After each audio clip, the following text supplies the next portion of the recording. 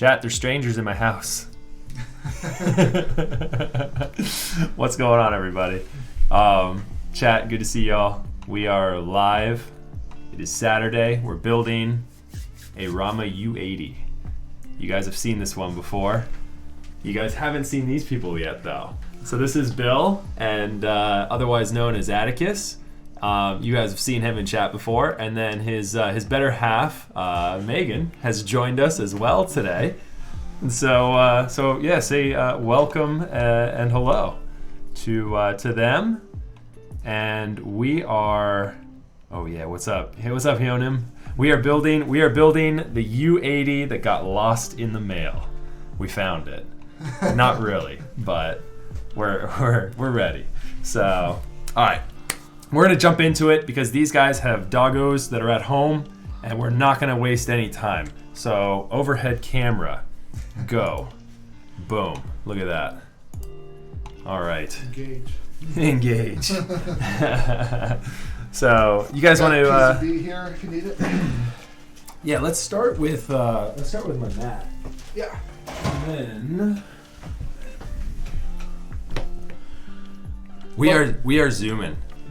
We are zooming today. Yeah. Yeah, what's up, John?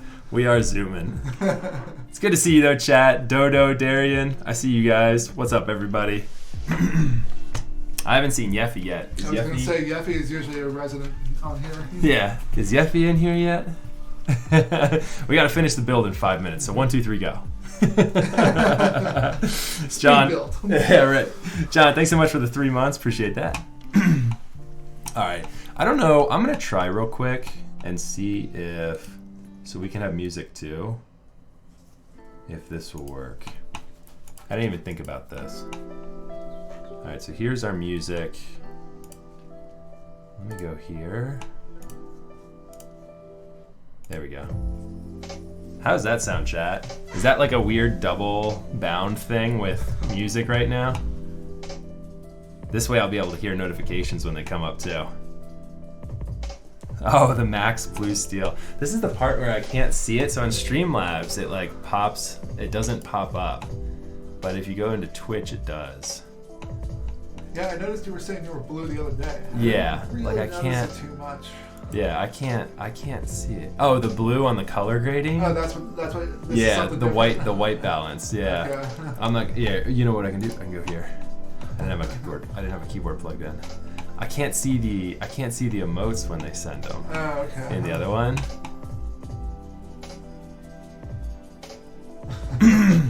Yeah, so I need to. It's Streamlabs that's doing it. But we can go to here. I can see them in this chat. So. Nice. So Megan, I have to ask, what are you stitching here? Son of Man. Ooh, that's cool. Can we show that off? Sure.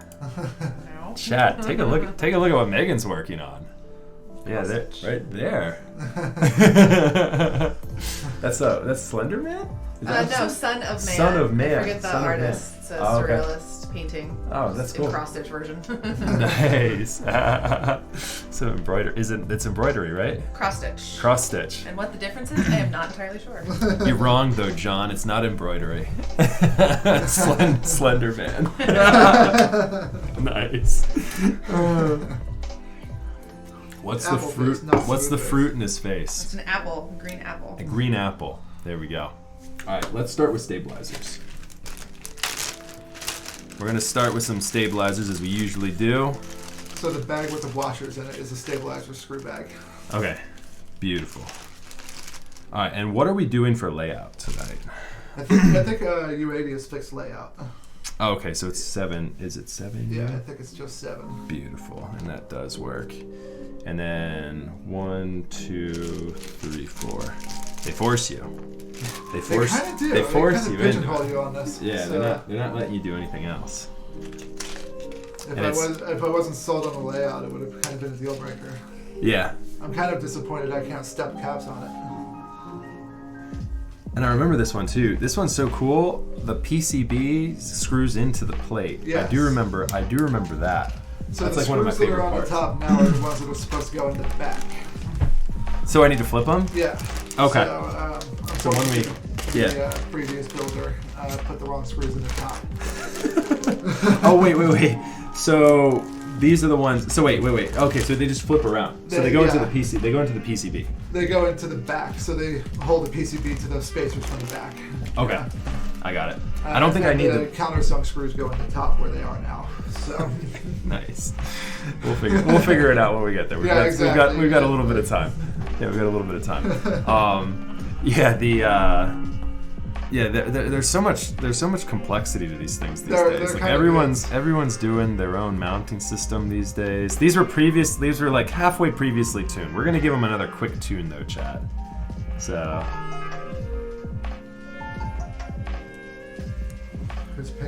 Yeah, no stepped caps lock. Kind of cringe.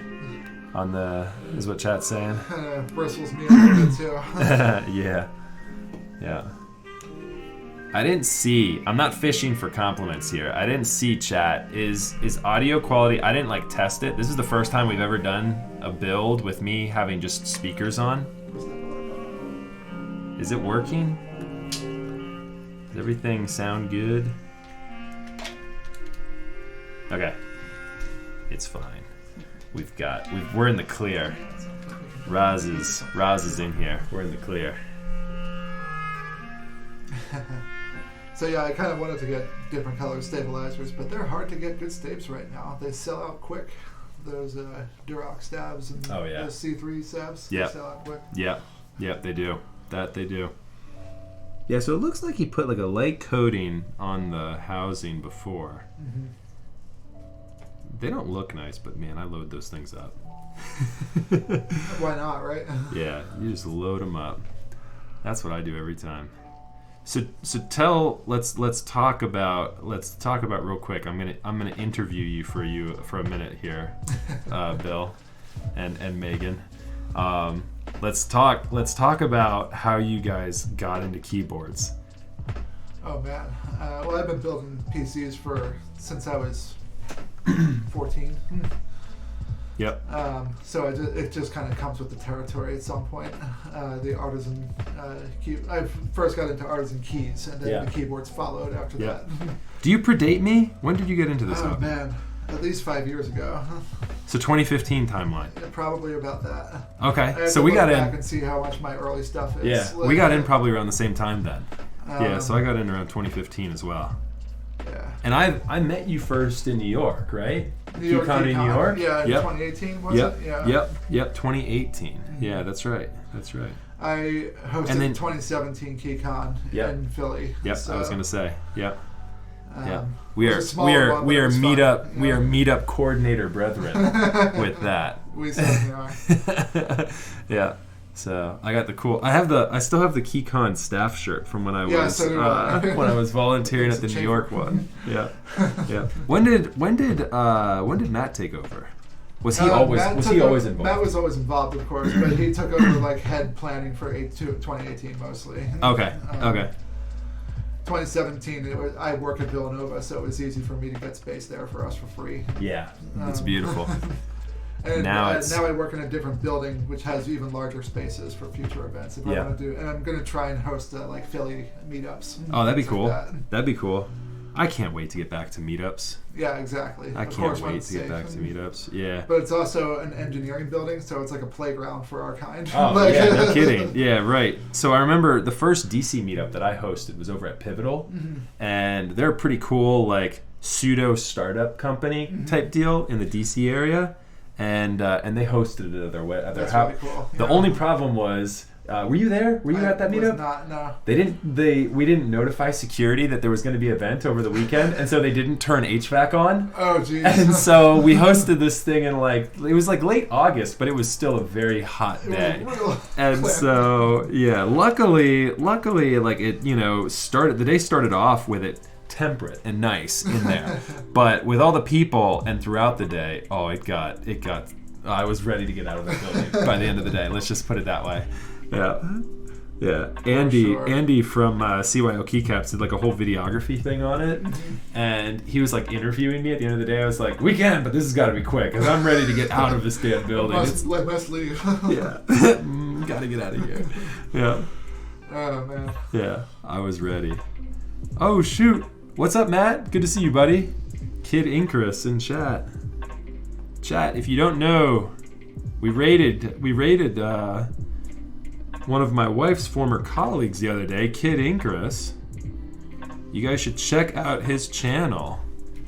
If you're not already, if you guys are interested in art and art type things, I don't know what other type things would be, but for sure. Good to see you, Matt. Thanks for tuning in, dude.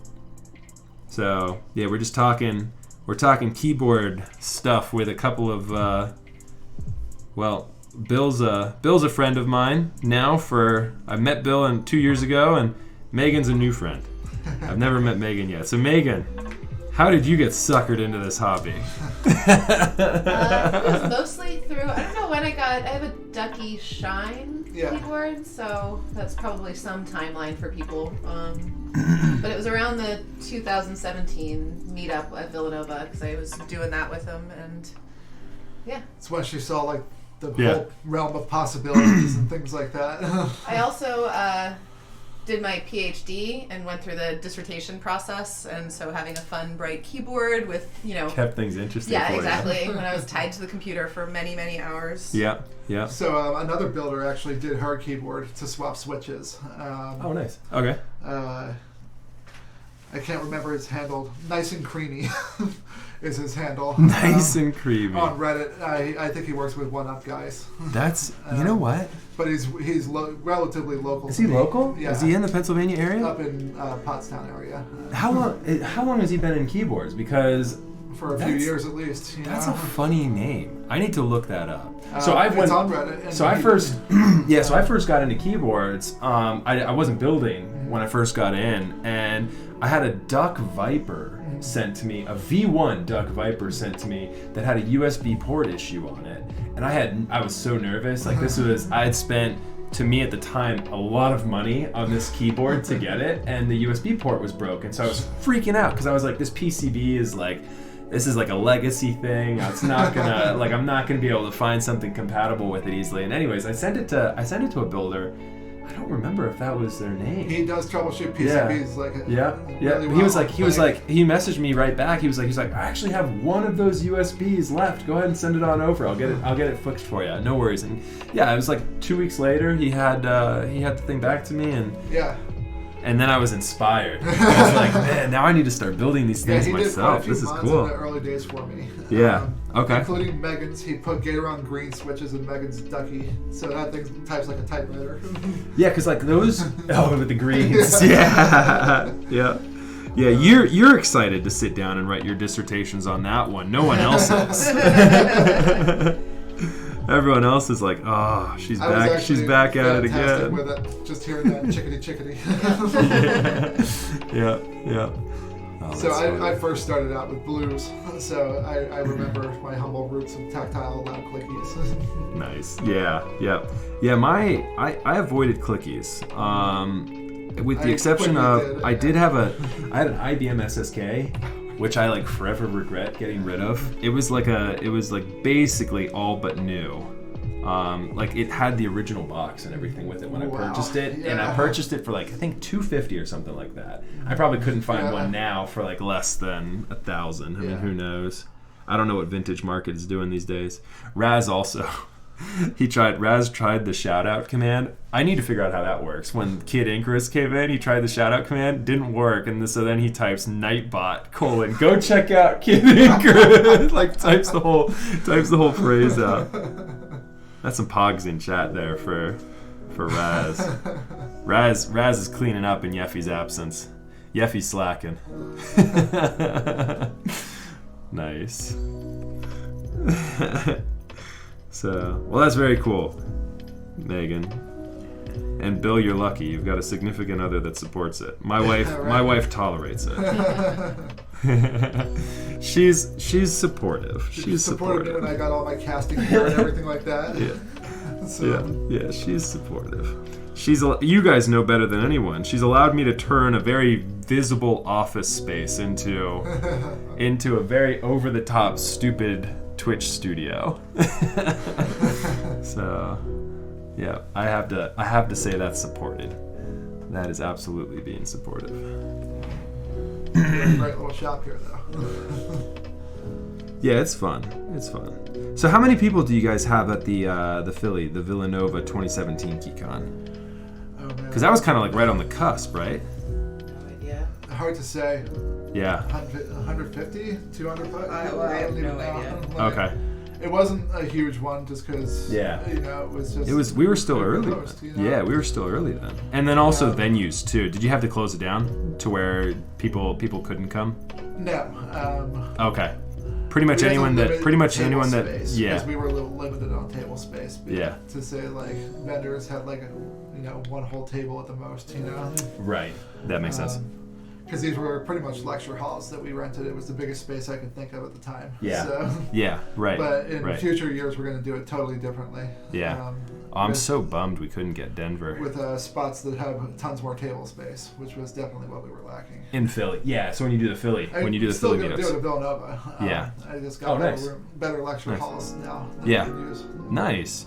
Well, I'm sure it's for the school. I'm sure it's a great recruiting too. I mean, totally anyone. Fine with it, yeah. Especially anyone. in the summer. Nobody's there, so. Yeah. Anyone that comes to keyboard meetup is generally, I would think has got some sort of tech background or is interested in that sort of thing. So yeah. And engineering too. I'm going to put the word out with the staff of the engineering school to see if anybody's interested in stopping around, because we have fabricators in the hobby. We have all different kinds of people. Oh yeah.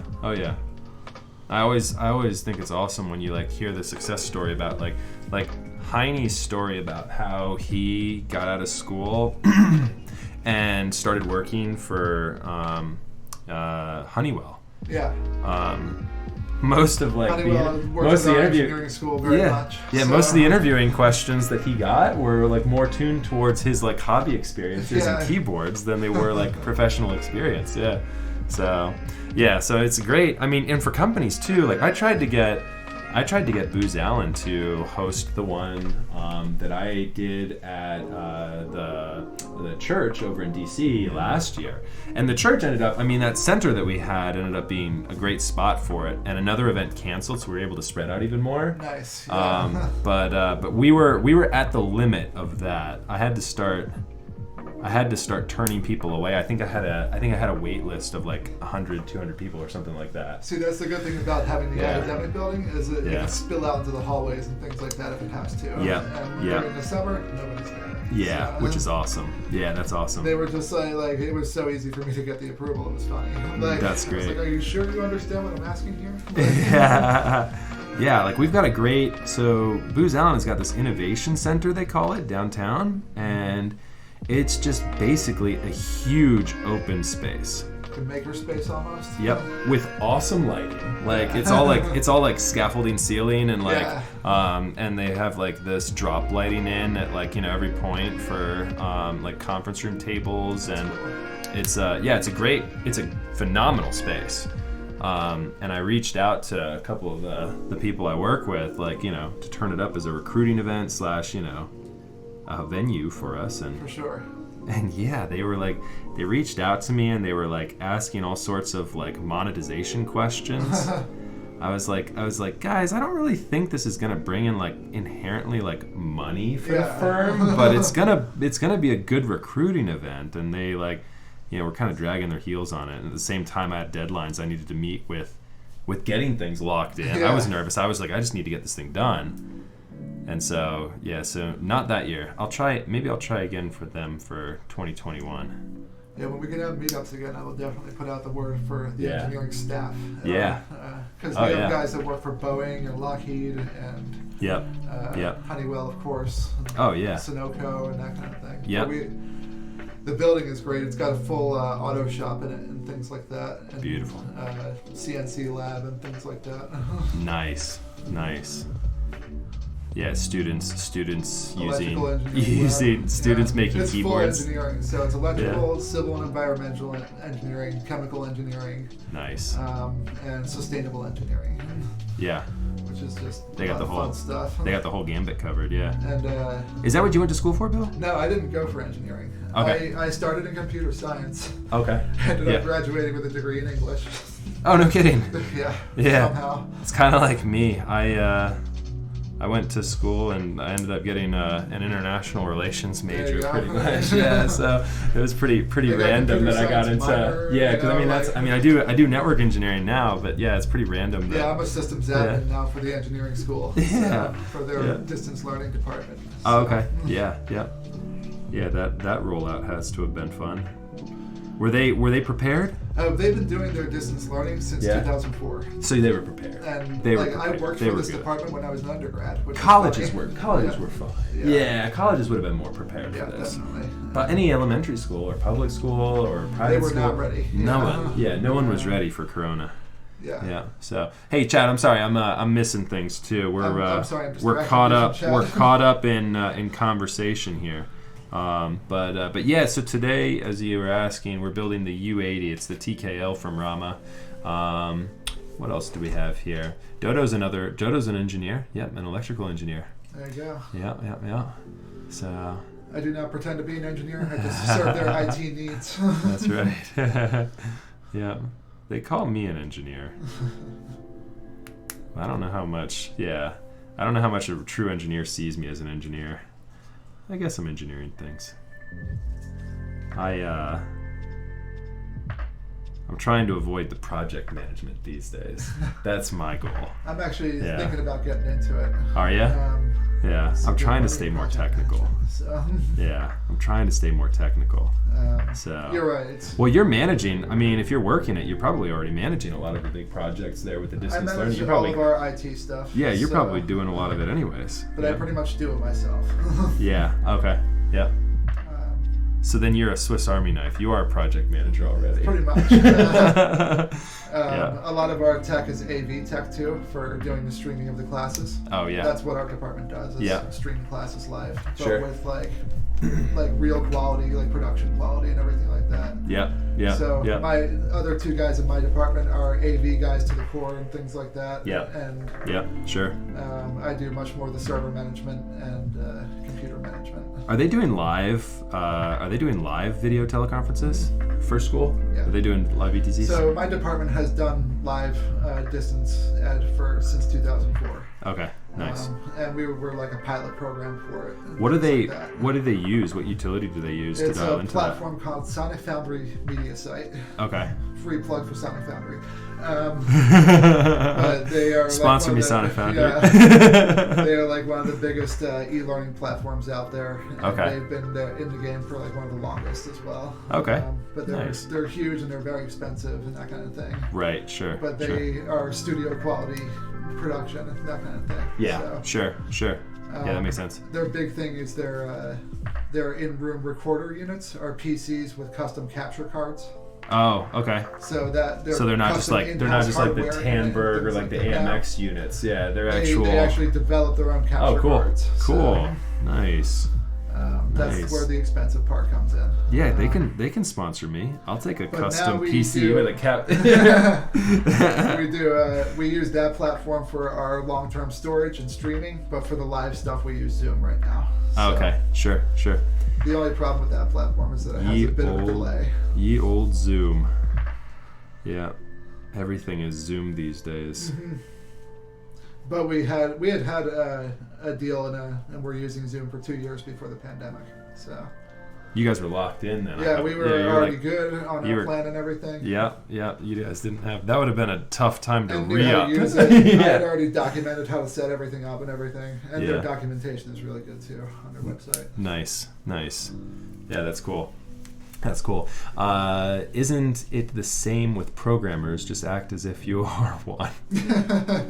And Google everything. Ain't that the truth? From what I hear of developers, half the time they're Googling it themselves. So I mean, yeah, right?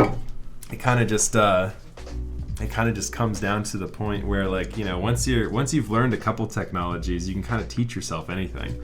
Like, I can figure out how to do this. Like, exactly. you guys, you have a client. Like, you know, you guys give me enough time and resources. I can get this done. Yeah, right, it doesn't matter. Yeah.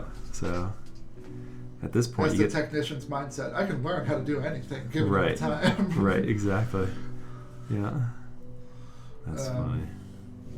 But I was on track to be a coder, and I just, it's not for me, coding. I prefer doing systems management, network, and stuff like that. So. Yeah, right.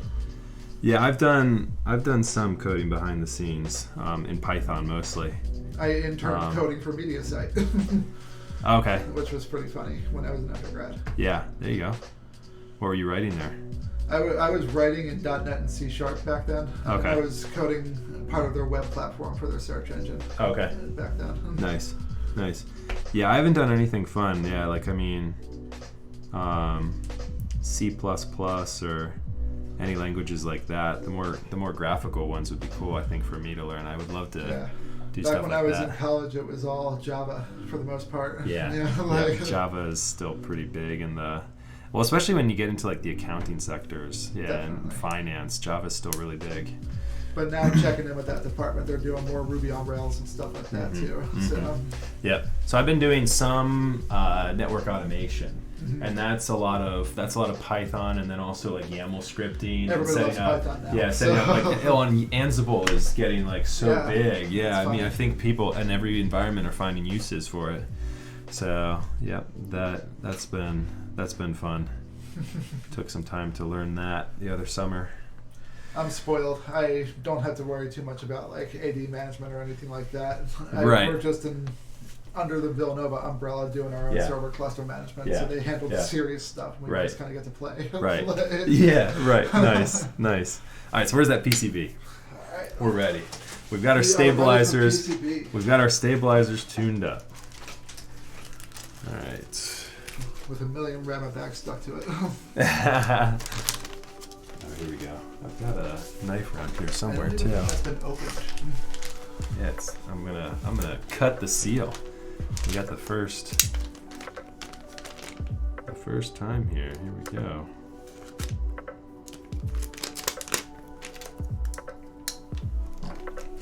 All right. I love this PCB. Good old build-up PCB, right? Yeah, right. It's beautiful. All right, Matt. Thanks so much for tuning in, dude. Enjoy your dinner. All right, so we've got the daughter board already plugged in. Which I think I actually already have one in the case too. Okay. Yeah. So I'll give that back to you then. Yeah, that's fine. I might actually need the cable. So if you want to just take the little square off. Oh, it's in there? It's on there? Yeah. Okay, cool. All right, we'll just leave that as then. And because the guy had it with the hotspot PCB that I took out. So. Okay, cool. You know what then? Give me that back real quick. Yeah. I'm gonna plug it in just to test the PCB real quick, and before we do a whole bunch of work on this thing. Let me not get ahead of myself. All right. Yeah, I'm ready to get back into meetups. Definitely ready. The only problem is I don't think the virus is. That's a good sign.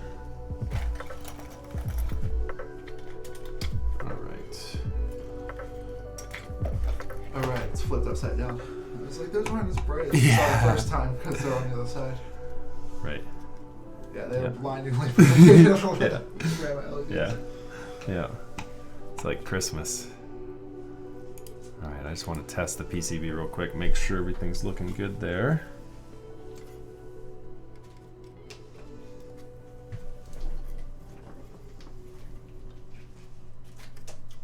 Yeah, these things light up like a Christmas tree.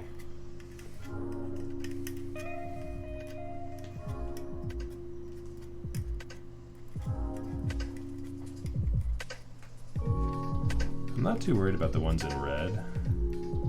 I'll come back to those here in a second. We'll make sure those are registering right. I think it just had a little bit of chatter when I brought the tweezer to it.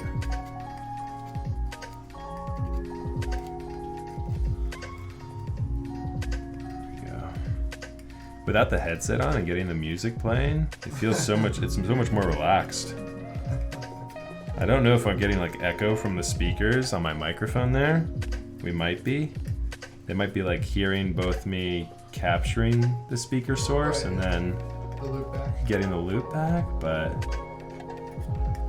it's so much more comfortable for me. It feels like I'm just building without streaming now. Plus, I'm also like halfway ignoring chat. Sorry, Chad. Sorry, Chad. Oh, G-Pone just checked in. What's up, dude? Good to see you. Yeah, sorry. Sorry, Hionimi. I have guests, though. It's too easy just to talk to real people instead of... I know you guys are real people on the internet, but it doesn't feel like you're as real. Allegedly. Right. You guys say you're real. I don't know. It's to be determined. Yeah, this is a good quality of life board, though. I think I said it the first time I built it. Any fixed plate is nice. Any fixed plate and fixed PCB is very nice.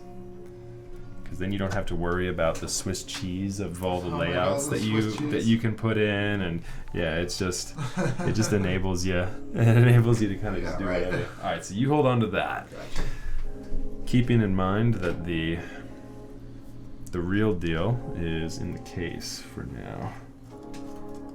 All right. Yeah, we're looking good there. We don't need any of that.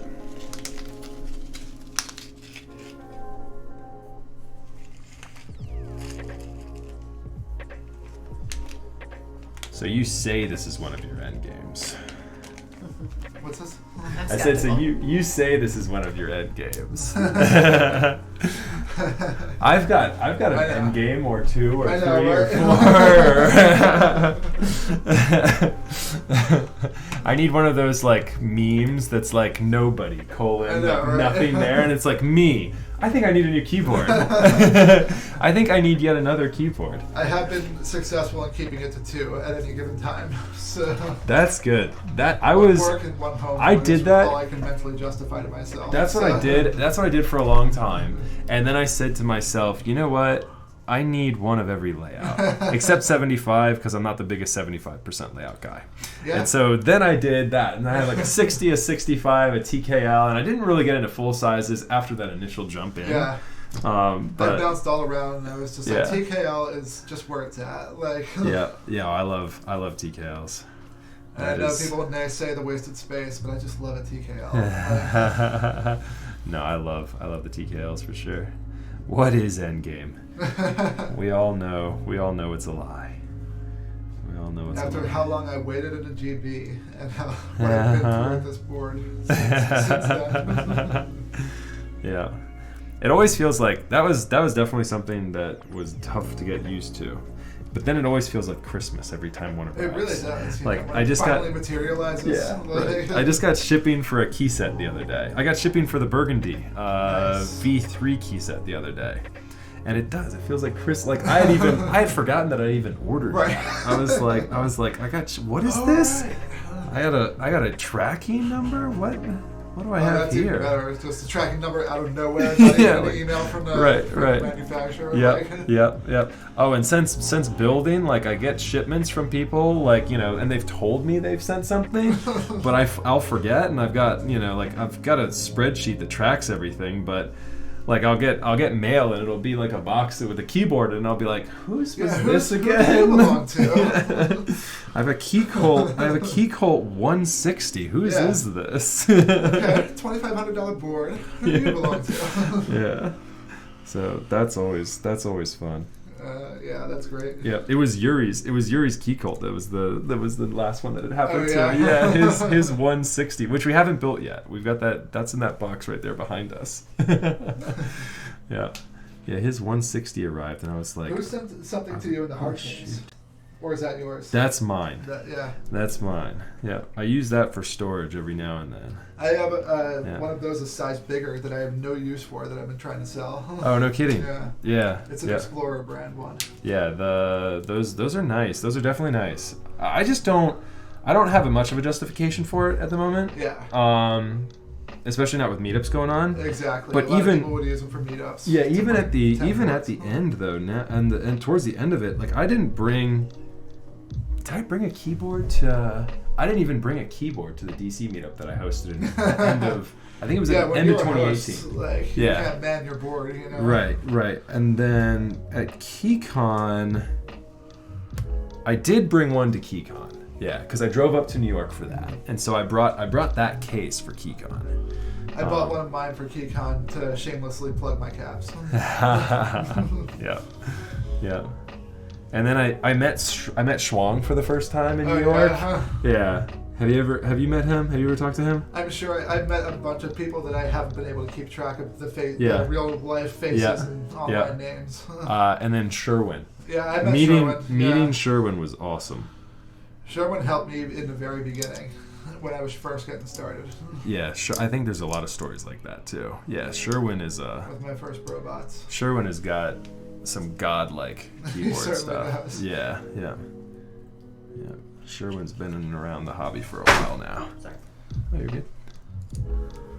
Unforgivable.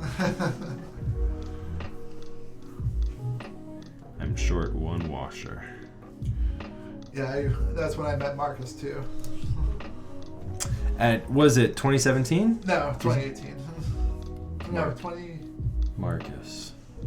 Oh yeah. I think it was 2018. Yep. Marcus was there. Yep. How could I forget? Yeah. Walking around with a Brocaps label on. Yeah. Yeah, Marcus walked around KeyCon with a Brocaps logo, or Brocaps. Hello, my name is Brocaps. That didn't throw anybody off, let me tell you. No. Yeah. Anyone that knew instantly. The mustache is just so good too. Yeah. Like the Salvador. The flannel wasn't a giveaway. Yeah, right. Was Kristen there? I don't think she came to New York last year, did she? Or in 2018? I don't know. I don't think so. It's getting hard to keep track of who came to what. Yeah. But yeah, like I didn't know she was. I had heard from, I think it was from Chad, I had heard that Kristen does anything that's ever gone up on Instagram. Really? If any of the nightcap stuff is on Instagram, it was hers. I don't know if that's true or not, but that's not like verified, but yeah, she does a whole lot of the sculpts. No, but in all seriousness, what is Endgame? Oh, so Alpha AD, if you are new to the keyboard community, enthusiasts will say frequently, and collectors will say that this is their endgame keyboard. Like, if they had this keyboard, that would be it. That's all I need. However, it never ends up just being just that one. That doesn't generally cut it. And so the joke is there is no end game. The end game does not exist, because once you have said end game, you're ready to move on to the next thing. Which I found is true, for sure. It kind of, like, what do I want to say? Endgame for me, though, kind of like, it opened my eyes, the thought of it opened my eyes to, I don't even like keyboards. I just like collecting stuff. I'm like, oh, that's really cool. I want that thing. Right. and like, yeah, so like, I don't even, it's not even about the keyboard for me. And so luckily I've met a whole bunch of like really cool people along the way. And I've got a lot of cool stories to tell now. And yeah, I am. I'm just Raz, I'm a serial hobbyist. It doesn't even matter what it is. I just like any hobbyist activity. I'm like, oh, that's cool. I could get into that. Yeah. Like, watches. Yeah, right, exactly. And then next thing you know, I'm buried deep in it, and yeah, we've got a problem. So I'm intentionally not looking at any new watches recently. Right. All right, so remind me again what we're doing here with these screws. These come out? Screws come out, all these of them. come out, okay. And the spacers come out, of course, when you unscrew them. The black spacers on the back. Yep, I see it. And the so that's actually threaded. Supposed to go on top. Yeah, so these ones. Yeah. Because they're supposed to be flush with the plate and everything like that, so. Yeah. Do you remember which ones they were? I think he only sent one set of countersunks. Let me see.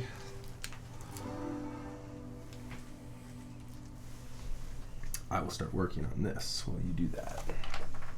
These ones here. These ones should go on top. Okay, so those go on top, and then these guys get flipped around. Yeah. We can do that. So the spacer is threaded on both sides. I remember I did that. Yeah, I remember I did that for you the first time. Yeah. I was worried about losing tiny little screws, so I just left them in. Yeah, right. Yeah, you don't want to risk it. Did they go threaded? Oh, you know what? It's the special. It's not even the hex. What is that thing called? The star or Torx? Yeah, the star. Yeah, it's the star ones.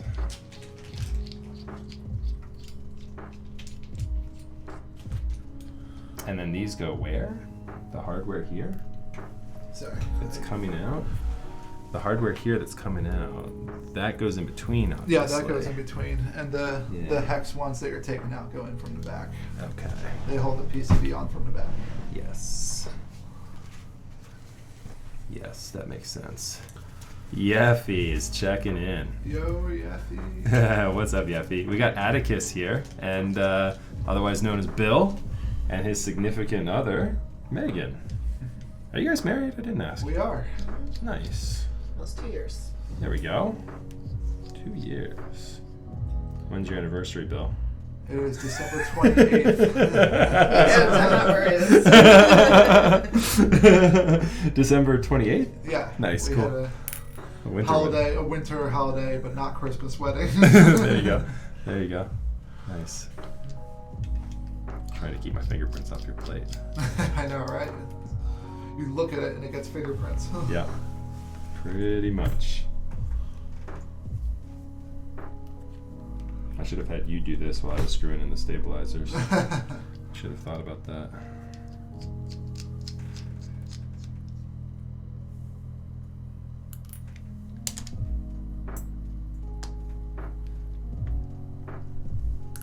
Do you have any animals roaming around or no? No, I don't. Not at the moment. Yeah, the girls terrorized the neighbor's dog, and that's it. They also got the other neighbor right at the end of the cul-de-sac got a chocolate lab just a couple of weeks ago, and so they've been training him, and so he's been training him in like the cul-de-sac, and my 4-year-old will run out and be like, Daddy, Daddy, Daddy, and I'm like. No, he's John's training him. Please come back in here. He doesn't want the dog distracted and running after you right now. Yeah, right. What's up, Chris? How's it going? Stop putting your nice guests on the spot, Yeffy says. Yeffy's trying to look out for you, Bill. I'm just a jerk like that, Yeffy. You know me. It's all in good fun. It's all in good fun. My anniversary is actually coming up, though, here in a couple of weeks. Nice. So October 25th, I get home from travel on the 24th, and I've been like messaging daycare, like, hey, do any of you want to come be like a babysitter? Like, can I please go out to dinner? Which I was just thinking, like, I don't think my wife and I have just gone out to dinner in like years at this point. Yeah, like just the two of us. And in 2020, this whole year's been a complete wash.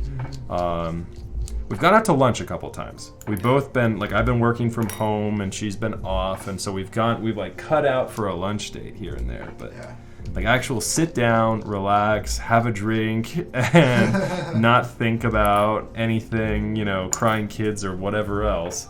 It's been a while for sure. Alright, let's go ahead and wipe this off. Thank you. Probably got prints all over it, taking switches out. Yeah. It's bound to happen, and it's gonna happen again before I'm done, I'm sure. But we'll get just around the hardware for sure right now. I almost bought you my 1.20 G too, because the space just sounds awful on it. Mine does too. Yeah. Yeah, mine does too. Mine is ready for a retune. Yeah. Yeah. And I actually need to retune mine and get rid of those V1 inks. So you're gonna grab it. By all means, you can feel it. The black one there. Yeah, that one in on the second shelf. It's just lacking with This is the same one as my silver one at home. the V1s. Yeah, like those V1 inks. The ink sound is kind of cool. MySpace sounds so much worse. Oh, really? It sounds all rattly. Yeah, but that one too has definitely got some rattle in it. Yeah. The other two U's sound okay if I remember correctly. It almost sounds like a Pops wire, but it's not because it still works. Right. Yeah. Yeah, that's annoying. Frustrating. The rest of it sounds really good, but that happens too. Yeah. Like I feel like it's also my substandard build on it, you know. All right, so the ones I just took out are the ones that go on the underside of the PCB, correct? Yes, exactly. So we shouldn't need them until you put PCB on. No, so this thing screws together now. This thing screws together right now. Oh.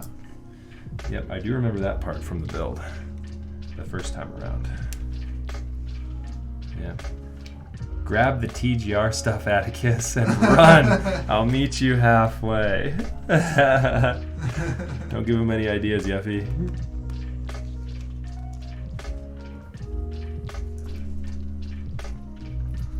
Oh, right, you're right. Totally missed it. The build process from the first time. Yeah. The order of things from the first time. Yeah. Rama's videos just make it look so quick and easy.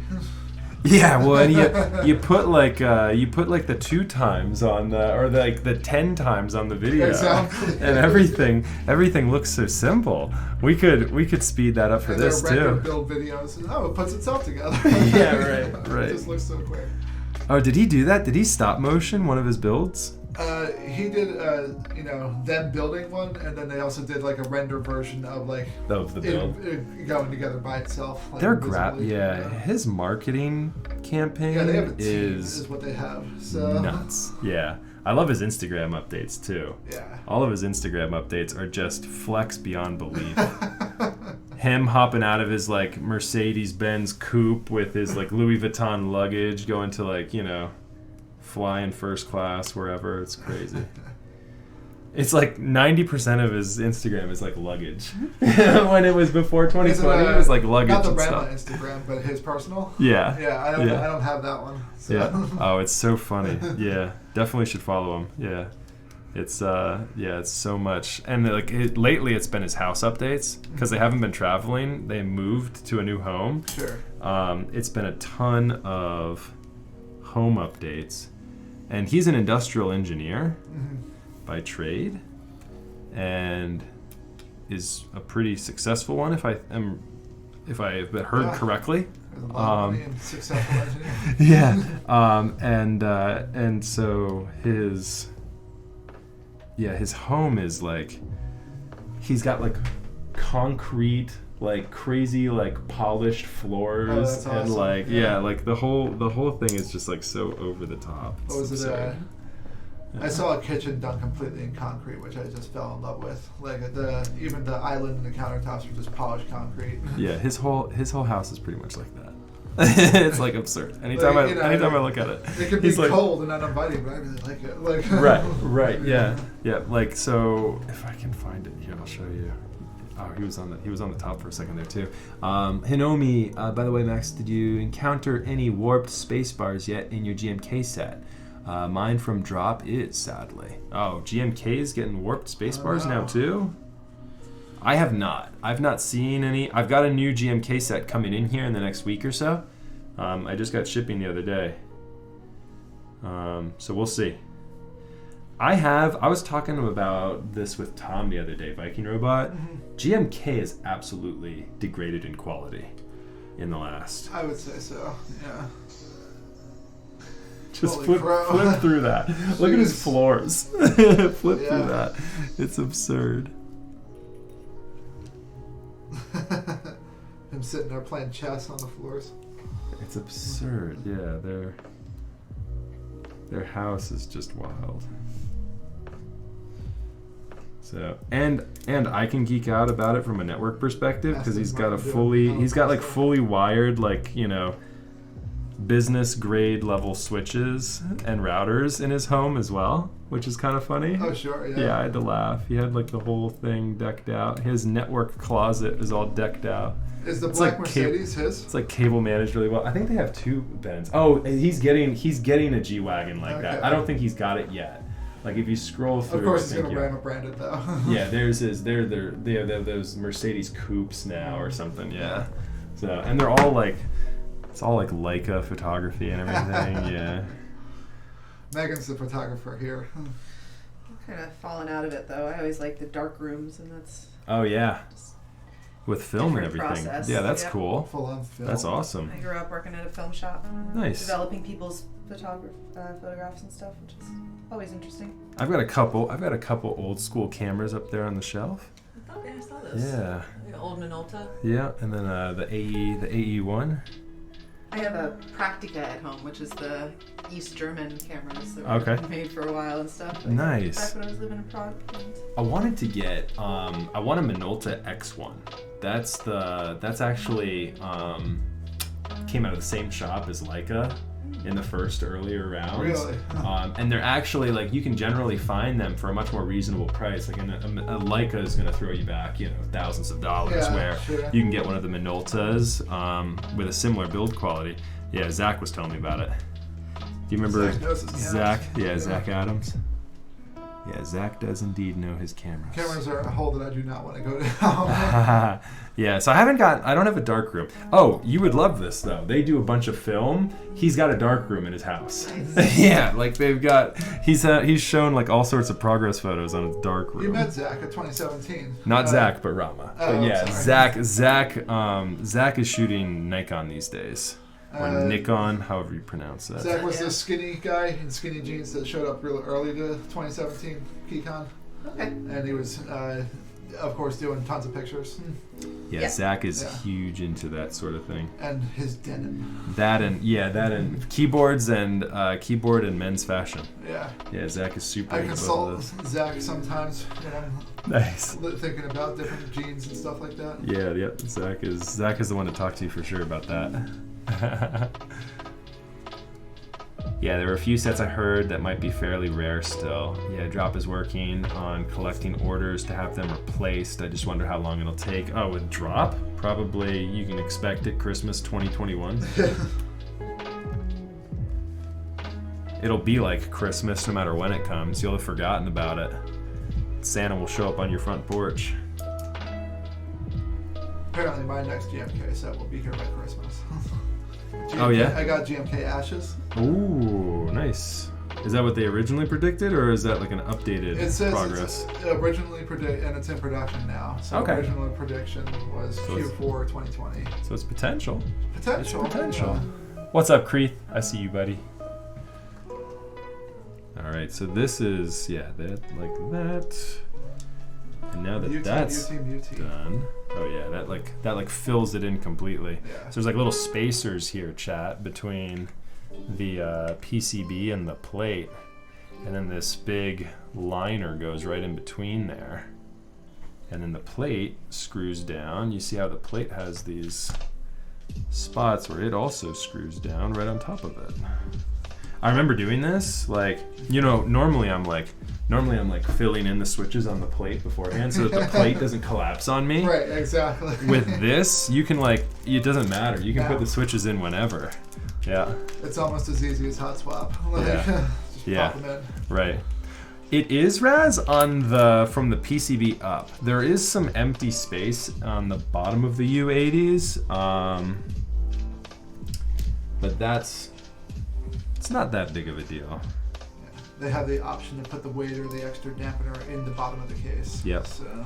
I remember I saw Hugo's build, and how did they fit nicely? He ended up coming back to it, even with the weight installed. He ended up coming back to it, and he put like a ton of liner in it. I heard that. Yeah.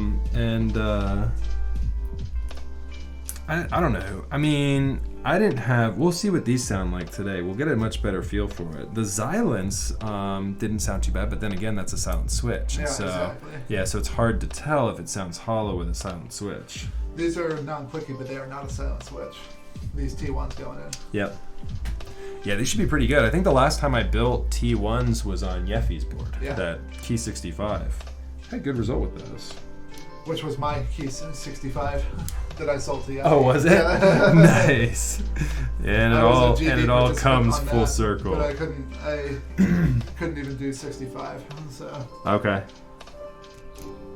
Do you do full size? No, I for do work? TKL. TKL for work too? At the smallest 75, but I do my afro. Yep. Yeah, I think about Efro, and I think really the only thing I use Efro for is for hitting F11 after I've struck F11 on accident. And then F4, right? Alt F4 and F5 to refresh. I think that's just about the only time I'll use those. I rebind them for the most part. Okay. To do stuff. Yep, like I gotcha. Do you set up all sorts of like macros? Sometimes. Yeah. For different things that I do. Yeah. Systems admin wise. Repeatable processes. Oh, that's cool. Yeah, I'm so basic when it comes to these things. Like, I just make sure it's got my layout mapped on it, and then I'm pretty much happy.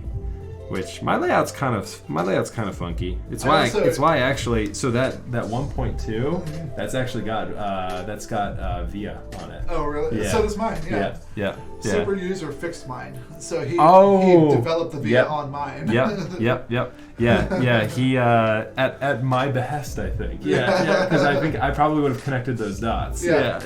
So it was before I saw yours. Yeah. But he was like, I'm just going to do this. It needs to be done. Like, what's up, Charlotte? Why do you have a mustache? That didn't take long. That better not be there by the time I see you next week. Well, it'll be there till the end of November. My Charlotte is like... Daddy! Say, I don't like it, Dad. Charlotte, who's here? We've got Bill and his wife, Megan. Hi. Nice to meet you guys. How are you guys doing? Nice to meet you. We're fine. We just came in from outside. Yeah, tell him to shake. It's not going anywhere. Babe, come here. It supports a good cause. It's Movember. I don't care what it is. We'll donate I'm gonna money. reach out. I'm not doing that. We'll donate money. I'm not doing that. Pay my way out. What? Don't look at it. Don't. That's right. Just look away from me. There's Maeve. Hi, Maeve. What's up, girl? No,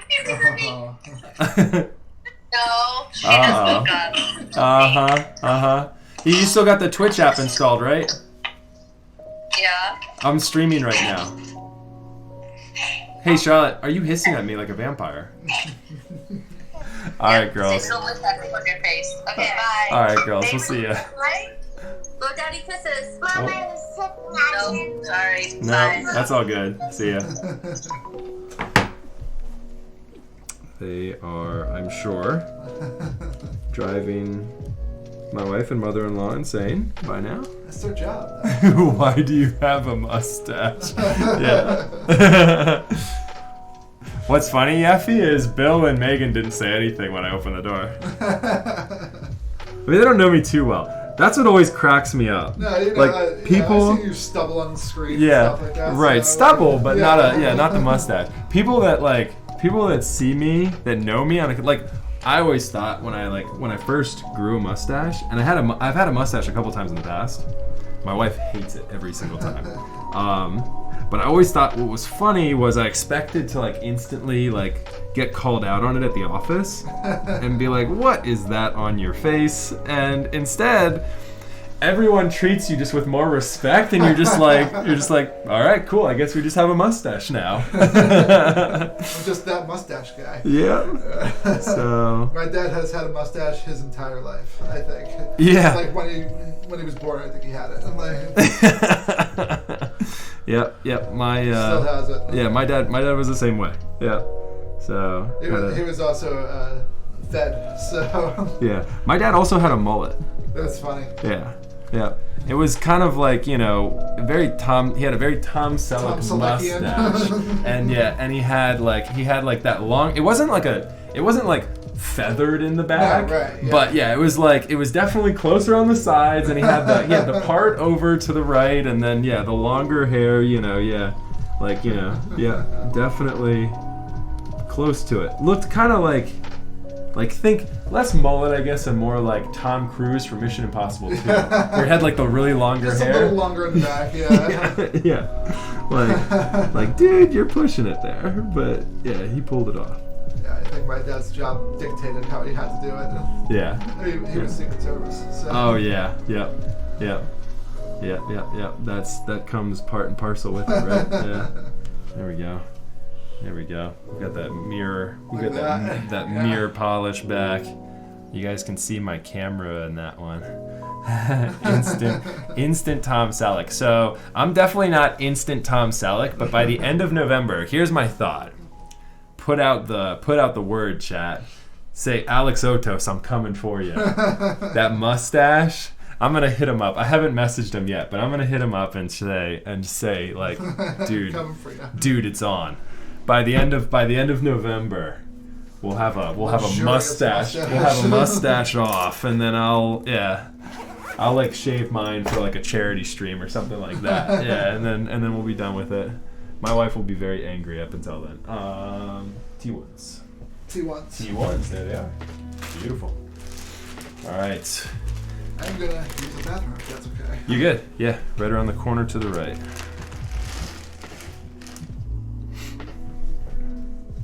Alex's mustache is pretty good. Megan, have you heard of this guy? I don't think I have. Alex Otos. He's another keyboard guy. Yeah, he's got quite a large mustache. It's pretty good. Sheriff Max incoming. So I worked with a guy whom had a really, really good mustache. Mm-hmm. And he went to the Bahamas on vacation, and for scuba, you have to shave your mustache off. Oh yeah, for the mouthpiece? Yep, for the mouthpiece, and to have the mask get a good, contact point with your face. And so he shaves his mustache off, and he comes back from vacation, and he's there in the office, and of course everyone's like, "Whoa, Bob, what happened? Did you lose a bet on vacation?" And he's talking about scuba, and then I think I was offer. I didn't see him for a couple of days, and a week goes by, and I see Bob again next, and he's got the full mustache right back, like instantly, like as if it hadn't skipped a beat. Like he just was like, oh, like mustache grew back. Bob. Yeah. He could grow some facial hair apparently. One of those guys that like. Yeah, my dad too. Grew it overnight. Yeah. Just had the gift. So these don't even look like T1s. The T1s I think I've seen weren't they like a teal color, Yeffy? Yeah, they come in different tops. Like Durox, a lot of Durox stuff, they come in different colors now. They recolor it, yeah. So these ones were from Prime KB. Okay.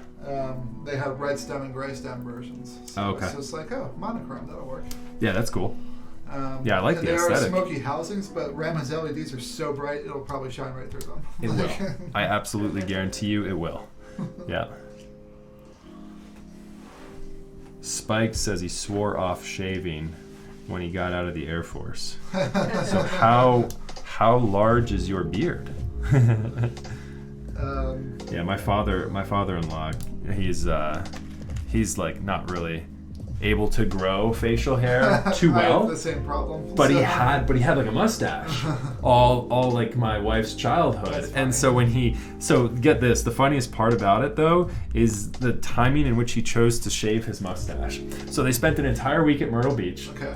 At the tail end of the vacation, he comes out of the hotel room or wherever they were staying, and he shaved the mustache. And so, of course, instead of a mustache, he's just got this pale white line on his very tanned face. That's too funny. And everyone was like, whoa, like, hadn't seen him without a mustache, and the wife probably hasn't seen him with a mustache in 20 years, and the kids had never seen him ever without a mustache, and they're like now, they're you know, beholding the pale white upper lip of the mustacheless dad. Oh man! And instantly his wife was like, "You idiot! Like, when are you gonna get that tanned now? Like, that's gonna be like that for the rest of the summer until your tan fades." Like,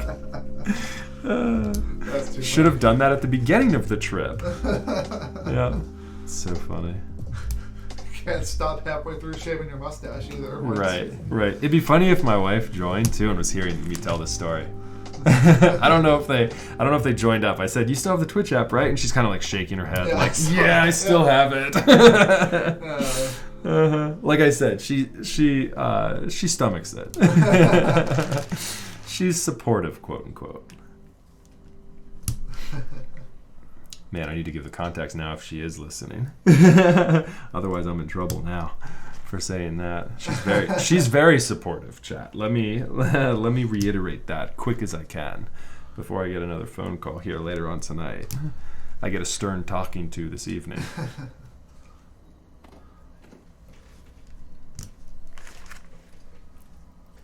Yeah, right, Raz. That's pretty close to it. That's the handle. Did it actually complete? Because if it completed, that means she is in here, and she is listening.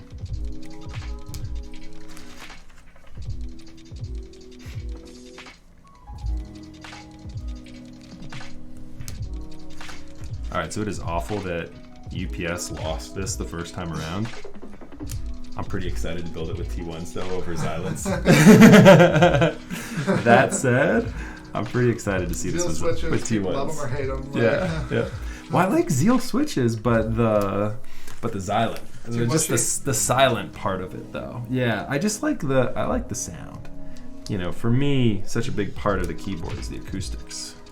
It was mostly trying to be quiet for me when I'm asleep was his intention. Yeah, right. With the office in our house is right across the hall from the bedroom. So. Oh, okay. Yeah. We have an old 1920s Sears home, which is sure. If you know like about a kid those, house. came on the railroad and got built and stuff. Yeah. And, yeah. So it's wonderful, but the walls are not very thick. Yeah, right. Sure.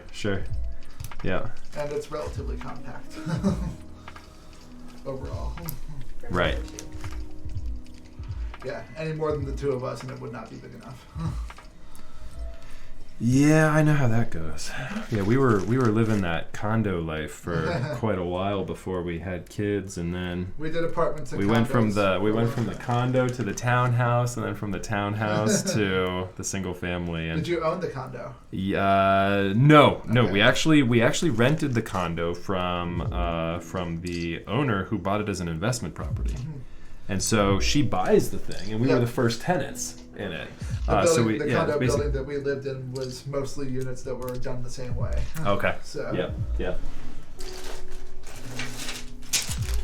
And if we had known that we were going to be there for 5 years, we would have bought one. Yeah. Kept it as an income property. Right. Yeah. I mean, it almost makes sense. Yeah. Hindsight's always. We were just going to be there for a year, that kind of thing. Yeah. So. Yeah. Hindsight's always 20/20, right? But we got to skip the townhouse. So. Yeah. Got lucky and got a nice little individual house. Nice. Yeah, the townhouse was okay, but man, the steps. So many steps. We do have some steps in the front because we're on a hill.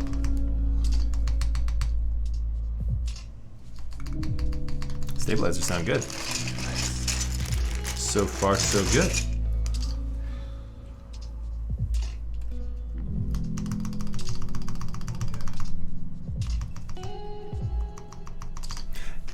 Yep. I like your bag of dedicated mods. Yeah. I love the new technique I learned from Lulz. What's that? So you hold the stabilizer half down, so it eliminates the key press sound. Okay. And then you press it when it's halfway down. You listen if you can hear any rattle. Interesting. Yeah, it definitely kind of like isolates the sound a little bit, so that then if you've got it good, you know. Yeah. You don't hear a bunch of you don't hear as much key switch chatter. And the techniques in this hobby are just ridiculous. Yeah. Just how they evolve. You learn something, yeah. Like you learn something new every day. And then I like watching other streamers, and then you like pick up on different things. Like the other day, I was asking if Band-Aid modding is still a thing, you know? Like, right. For a while there, just a fad. Band-Aid modding. Yeah, it was just a big fad. Like nobody really knew why. They kind of just saw like, oh, OG Korean builders are Band-Aid modding. We should also Band-Aid mod, I guess. And like there was actually like a purpose. There was actually like a purpose to it for those guys. The like OG Korean builders were doing it because the PCBs they were building on weren't thick enough. Yeah. And so the stabilizer was crazy. So the stabilizers didn't have good contact points, and so the Band-Aid filled that gap in so that it could screw down.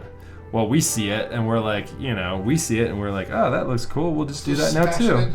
Yeah, let's just do a Band-Aid for no reason. But I saw the other day for the first time actual pads for keyboards that are Band-Aid mods just pre-made. Oh, yeah. So all of the C3s stabilizers, they come with this little sticker.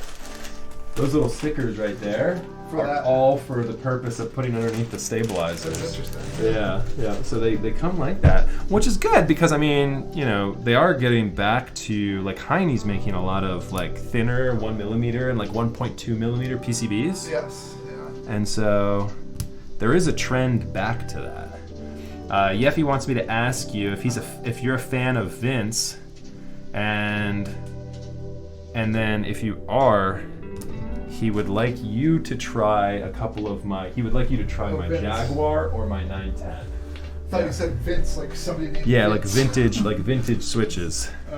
Which one? Over here? So try that 910, that hot pink 910. Just careful squeaking it out of there. This here? Yeah. Yep. And then the other one to try is the Jaguar to the right of Megan there.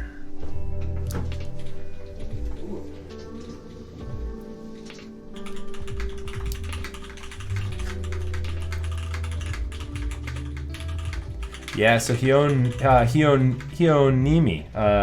UPS has assured me that they are writing a check. However, I've not yet seen it. But yeah, we're getting another one. We're getting reimbursement for that ultimately, for sure. Yeah, they're nice. They're punchy. Those big blacks. Yeah. Punchy and smooth. Yeah. At the same time. It's nice to try them next to like a JWK because you can kind of like right next to it. You can kind of like slow press and say, all right, is it smoother or is it just my impression of it? Yeah. Definitely. Yeah. That's nice. But yeah. So these are vintage? Those are some of my nicer ones. Yeah. Both of those boards are built with 8-8 codes, and so like 1984 somewhere around there. Very nice. Are they European? Are they like West German or something? West Germans. Yeah. The West German G80 PCBs. I actually desoldered those myself, so I've got good sourcing on them from Woden. Woden sent those to me. Do you remember him? I do remember Woden. Yeah. I wish he would stream. It'd be a cool Christmas gift if we saw him stream again. Can you remember? He would like pop up on YouTube and he would like stream every now and then, and his streams would be like TGR 910 with Nixies. Like the whole the whole thing would be like Nixies. Yeah, I'm like, oh god, dude, nice. Yeah. I had somebody send me a single Nixie with just as a freebie. Yeah. With a trade or something like that. So Yeffy's gone off the deep end. Yeah, Yeffy's gone off the deep end now. He's sending us a whole batch of them for his Jaguar. Yeah. So right, is that what we're doing, Yeffy? Or no, we're doing the Nixies on the Dollinger. Okay. The Dollinger. Yeah. Yeffy's got a Dollinger now. The Dollinger RE. Yeah. Yeffy's got some nice boards, man. Yeah, Yeffy's going off the deep end. He's got a couple end games. He's got some grails out there.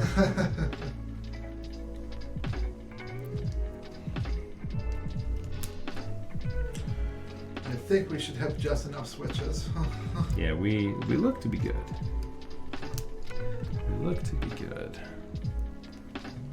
The with maybe a couple extras, which is good because I had a couple of pins that were bent.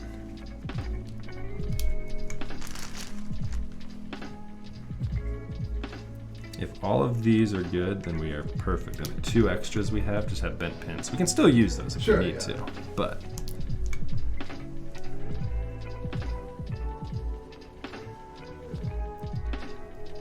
Yeah, so he wonders what type of vintage blacks that he or she's got. I shouldn't assume.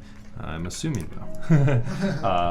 Wonders which type they've got. How to identify if they're 5-pin versions.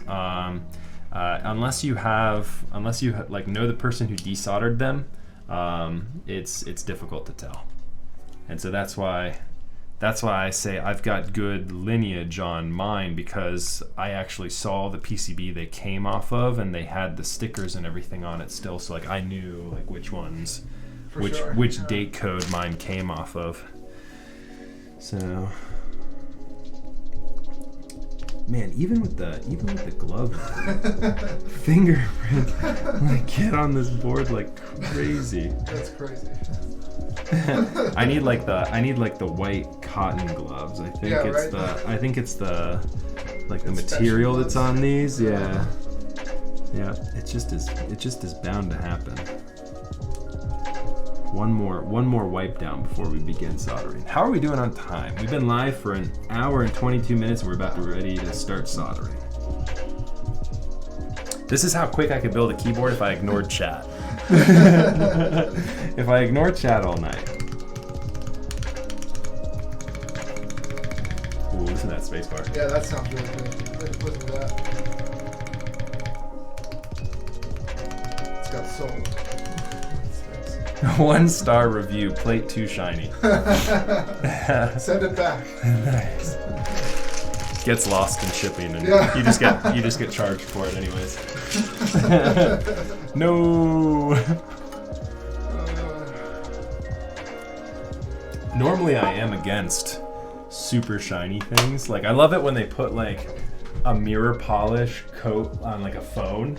I'm like, I touch this thing constantly, on a consistent basis. Like this lives in my hands. Why is there not a matte finish on this? You gotta anodize or bead blast that thing.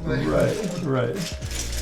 Yeah, what was it? The Pixel 2, I think, had a terrible finish to it. That was like. I feel like I don't know if I had Pixel. I had it, and I just had it in a very slim case. I think we've 1 and 3. Yeah. So I can't remember which one it was. I think I had the 2 that had like a matte, or it had a shiny, glossy finish. I was like, guys, please, why have you done this to me? Our Samsungs have it too. Yeah. These guys. They like the iridescent. Are those cases? No, this is naked. That's okay. Yeah. So that's kind of like glossy. It is. Like, does it get fingerprints on it? All the time. Yeah. So it's the same. It's the same thing. Yeah. So like this one, the Pixel 4 is actually pretty good, but I just have it in like a really thin. I have it in a thin case, but it's a matte. It's a matte finish on this. Oh yeah, I haven't seen any newer generation Pixels. But I think we're gonna go. I might go back to it next upgrade. I haven't taken this out of its case for quite some time. But yeah, it's matte. That's nice. It's matte, so on the finish, so it doesn't get like the fingerprints on it. Yeah, so it's nice and thin. I didn't realize how thin this was. I enjoyed my Pixels when I had them. I was just ready for something a little different with the Samsung. So is that the 20? This is the Note 10. Note 10 5G. Is that the 5G? Yeah. It gives you the one that gives you Corona. Yeah, right.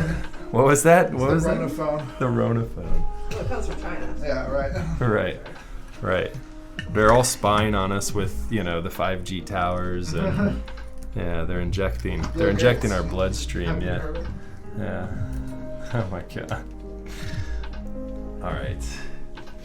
Yeah, we're just about ready to start soldering. But I kind of don't appreciate how thick of a glossy layer Samsung puts on top of Android. Oh, with their operating system? Exactly. Yeah. Like it's Android, but they really it's Android kind of. Kind of. Yeah, not really. Yeah, what did they call their? What are they? As naked Android as you can get it. Yeah. Well, I used to root mine and put them on like stock AOSP for the longest time, but I don't do that anymore. With the Pixel, you don't even really need to. Like, no, it's so close. Like, there's nothing. I don't think the Pixel really has any bloatware or anything on it. No. And so, what is it? Samsung? It's TouchWiz, I think it is. TouchWiz. Yeah. That's what it is. Give me the soda bag. I kicked this over just so you know. We'll go very, very slowly in the bag. Okay, let me see here. If you want, Bill, I'll be here for soldering. That's fine. Yeah. If you want to move over a little bit too, that way people know I'm not just talking to myself. I have I had no idea. But I have like you know with yeah. So here we go. We can see. Yeah, it's mostly focusing. I have it stopped down so much though. It's just focusing on me pretty much. So yeah. All right. Let's see here. Let's go with the fan. You know about this fan, Atticus. Yeah. This one, despite being on a completely separate circuit, likes to destroy my microphone and camera equipment every time. I'm just gonna check real quick too to make sure. I think I literally need a UPC. Yeah. I think I need a UPC in this office to keep that from happening because the camera gear is just so sensitive. You mean a UPS? Yeah. Oh, or a UPS, right? Yeah. APC. Yes, APC. Yeah, that's right. Yeah. Right. All right, let's see. Did we lose our microphone? No, we did not. All right, now we're going to turn on RTX voice. And that's to cool your solder joints real quick. Say again? The fan is to cool your solder joints real quick. To pull the fumes away from me, so I don't die. So we don't die today.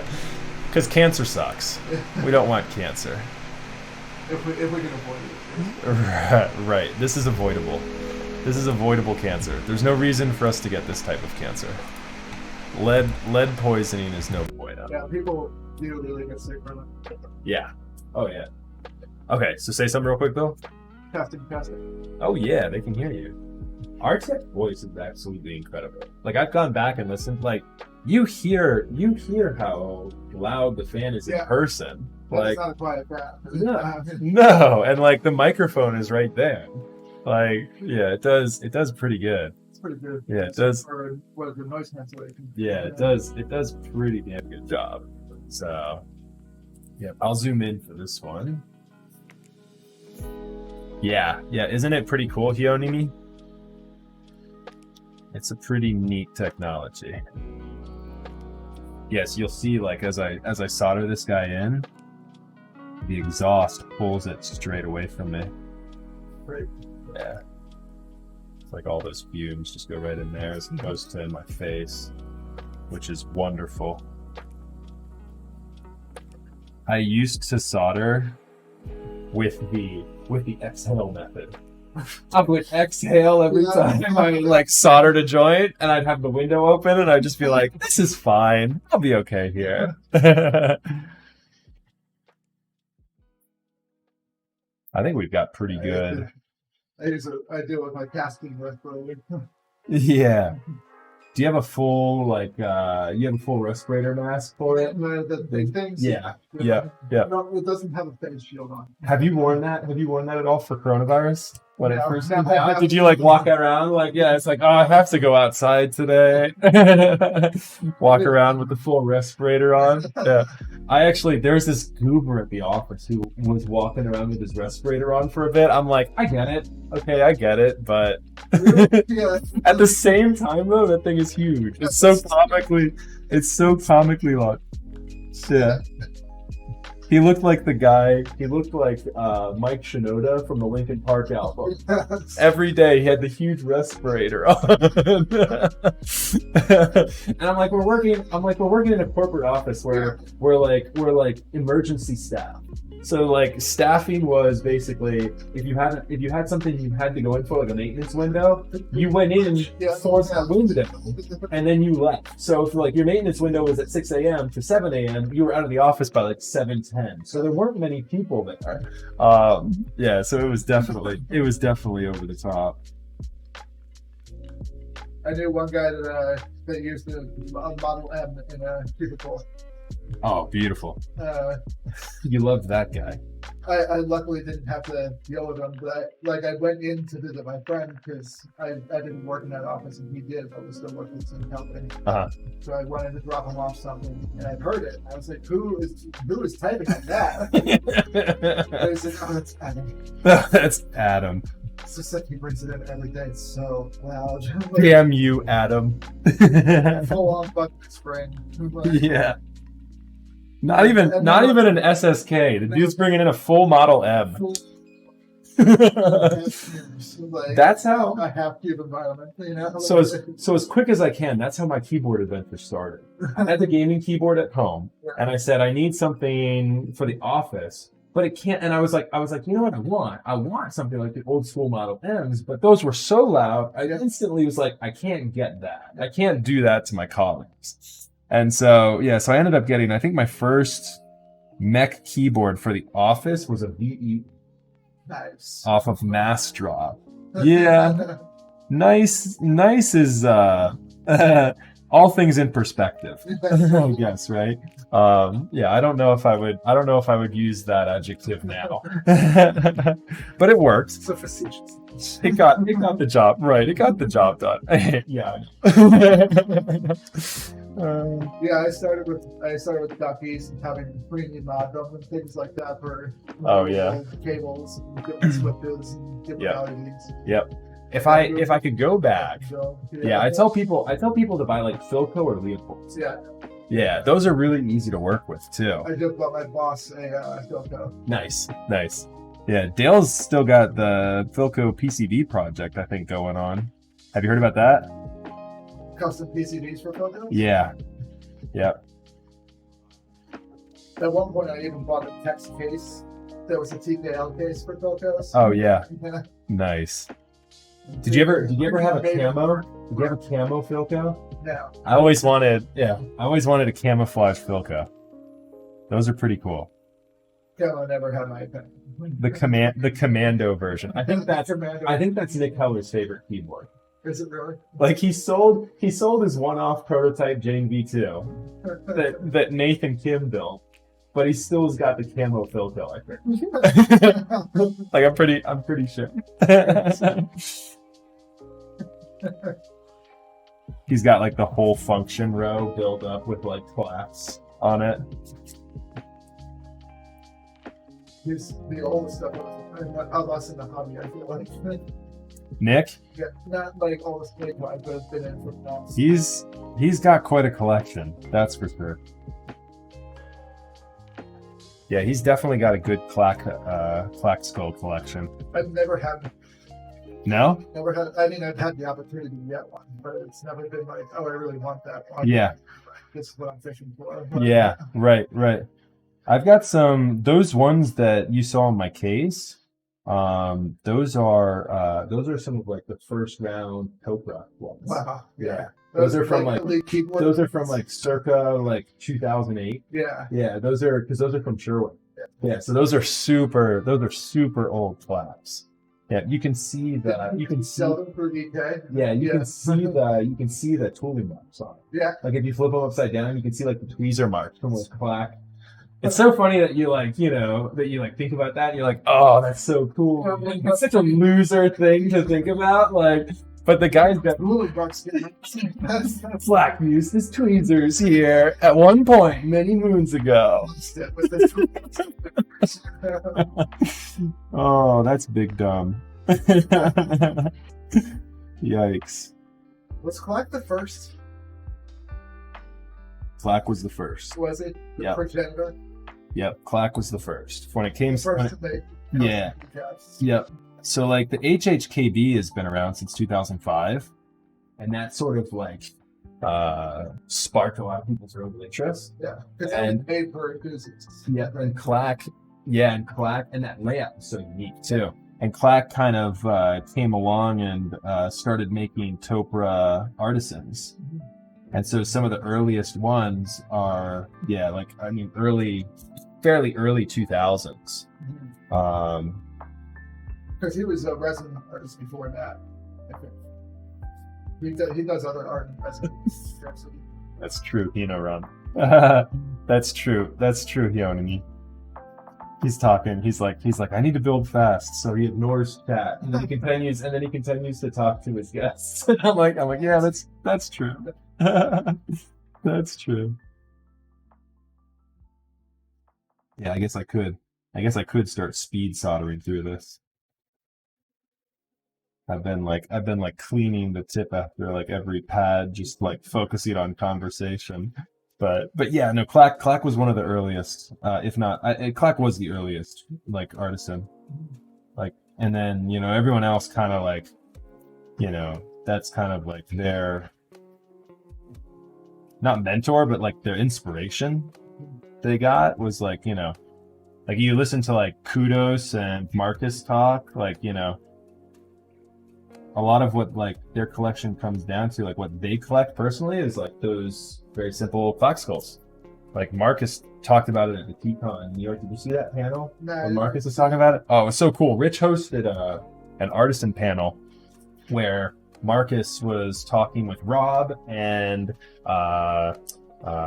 what's her name? Hoop was there, and Kudos, and there was a fourth. No, that's it. There was no fourth. Hoop, Rob, Kudos, and Marcus. We're on this artisan panel that Rich hosted, and yeah, Rich asked, like, aside from yourself, what are your favorite keycaps to collect? And yeah, Marcus had this really well worded answer about how like the Clacks was what started it all for him, and he just loved the simplicity of the blank design. And he said he'll find an artisan that he likes, and he'll put an artisan on a keyboard that he likes that has something other than like the blank design, but then he ultimately like always comes back to that blank. It just fits so well with the profile, and it looks so good. Looks like a natural piece of the board and everything. Right. Like the novelty of these other sculpts like wear off, he was saying, but the Clack skull just kind of remains so beautifully simplistic that it just stays on his boards. It's kind of a cool answer. That's kind of how I think about the Clack skull, and I don't have too many of them. It was funny when I started collecting the Clacks. Anyone who made one, I was like, "What is this worth? Like, I can't get any of these." Like, everyone would be like, $200. I'm like, well, nobody's selling them for $200, so that's clearly not what they're worth. I'm like, he's like, well, I wouldn't pay more than $200. I'm like, but you have 20 of them. I'm not talking to the right person, clearly.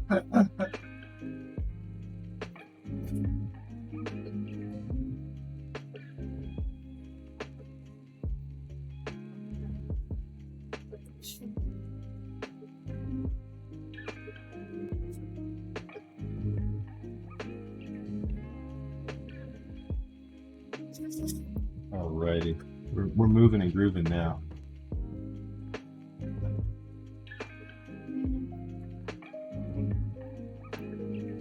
So you guys grabbing dinner here before we head back up? Hitting up on the road, or you guys heading up? Yeah, there you go. Nice. One switch from this to that. 110. Seems to be slightly out of place. Do I have the keycap tool right?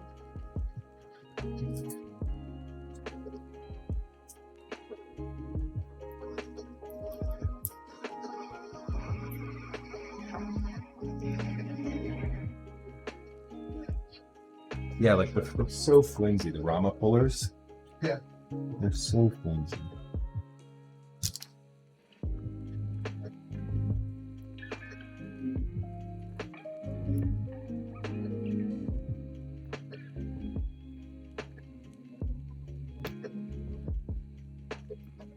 $6:30. We're doing pretty good on time. Yeah.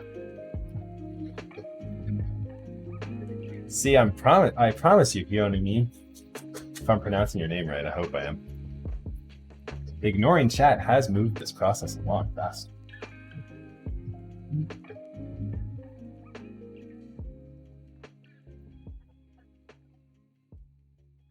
So when do you think the next meetup will be? Oh, jeez. When do you think we're gonna? Do you think we're gonna resurge? Do you think we're gonna surge back up again here in the colder months? I think so. Yeah. I feel like people are just tired too, right?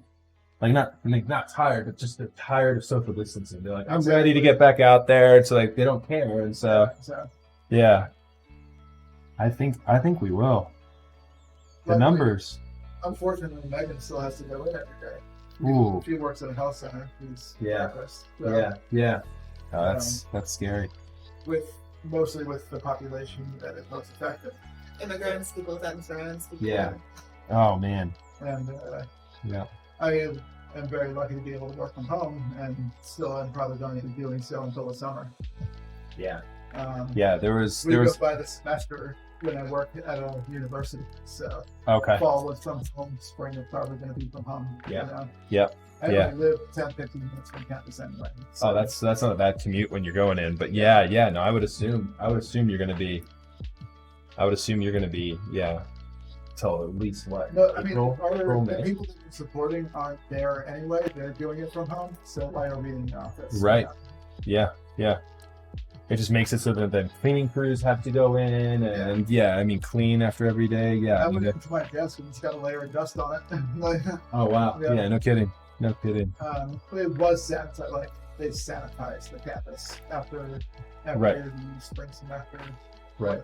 Right. Yeah. They fully. And then there was nobody there in the summer. Sprayed everything down with the hazmat suits. And then they only had a few kids on campus for the fall. Like they had some, but not all. So George Mason, which is the school just around the corner from here, they opened up for the fall semester. Took it about a month, and then they closed back down. Yep, they closed back down. They're like, all right, everyone go back home. They have a website where you can see how many cases are active, how many new cases were out today. Actually, for the campus? Yeah. Oh wow. Okay. And I thought that they were going to keep them on campus for as long as they need to do the calculation and send them home. You know, that sounds about right. Yeah. That's greedy. But they are ending this fall semester at Thanksgiving. Yep. I think that's what Mason's doing too. Yeah. There was like some sort of like, I think there were like some limited number of students who could stay on campus, but for the most part, they sent everyone home. Same plan that they'll understand. And then college in New Jersey, we had I think like 88 students on campus this semester. Or something like that. Sure. Yeah, my wife is teaching for the first time at Mason this year, and it's all her classes are all 100% remote, which is really weird because it's a very physical in-person type of course that she would be teaching. Like normally it would be like, it'd be so she works in the pediatric department, and it's her course is a focus on developmental play with kids. And so it would be showing techniques, and exactly. And so it's really hard to do that remotely, but she's sure enough has been queuing that all up remote. You just have to. You have to. Yeah. My job was very lucky to be like ready we were kind of ready for it. Yeah. Right. It's like here's a login Zoom. Right. So Hionimi asks how our numbers going in the States. You were going to say but paused and didn't continue. So I think right now I haven't looked at Hopkins in a while. Hopkins was looking at it to see the global numbers and on our numbers.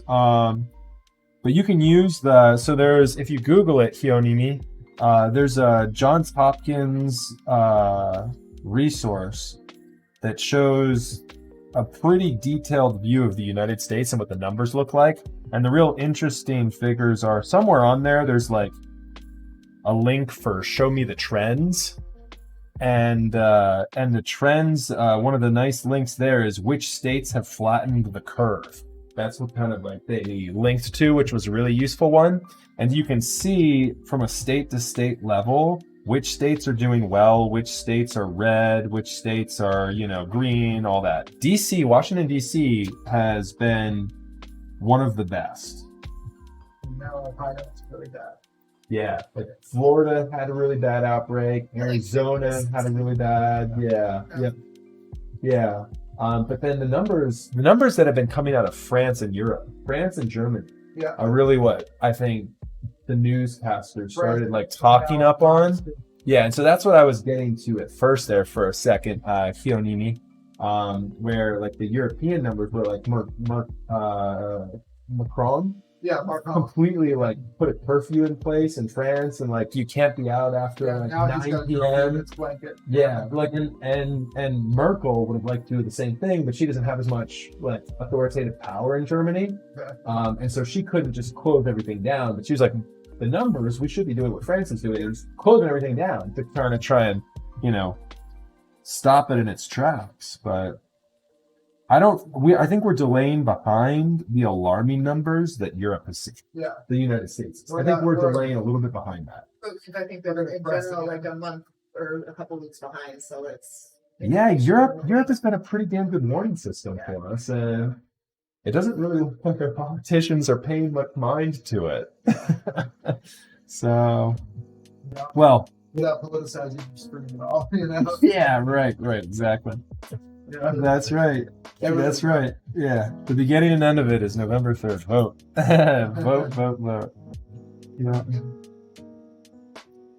But yeah, we're going to surge again for the wave hearing, and hopefully.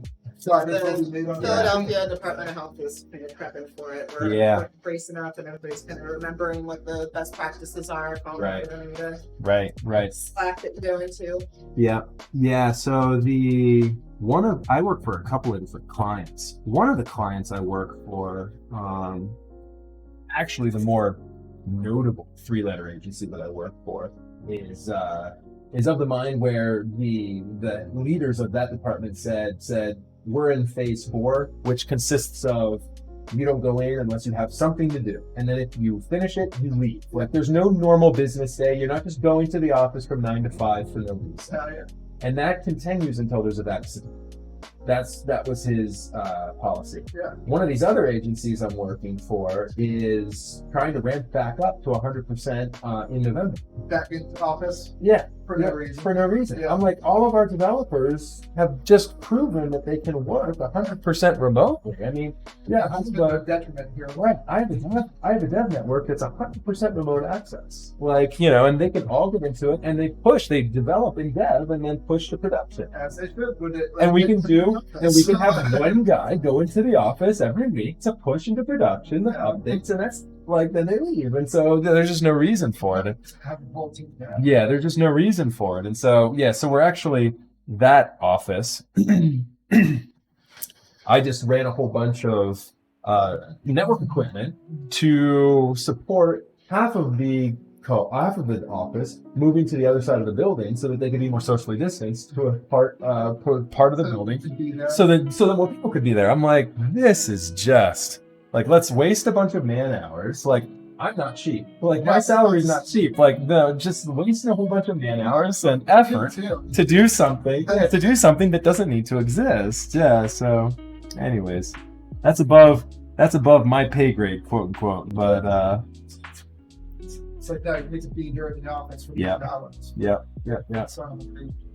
So, at what company? What is the big tech company that just announced that they're never going back? Oh, one of the Silicon Valley ones? Yeah, I forget who it was. I didn't hear that. But I'm not surprised. I'm not surprised. I mean, there have been so many, it's proven that so many people can be productive at home. Now, I will tell you, I kind of enjoy being able to go into the office. Like, being at home, like, all the time does kind of drive me nuts. Oh, yeah. Yeah, but I mean, I'm like 60 to 70% remote. Normal. Nice. I can break it up with going into the office like 1 or 2 days a week.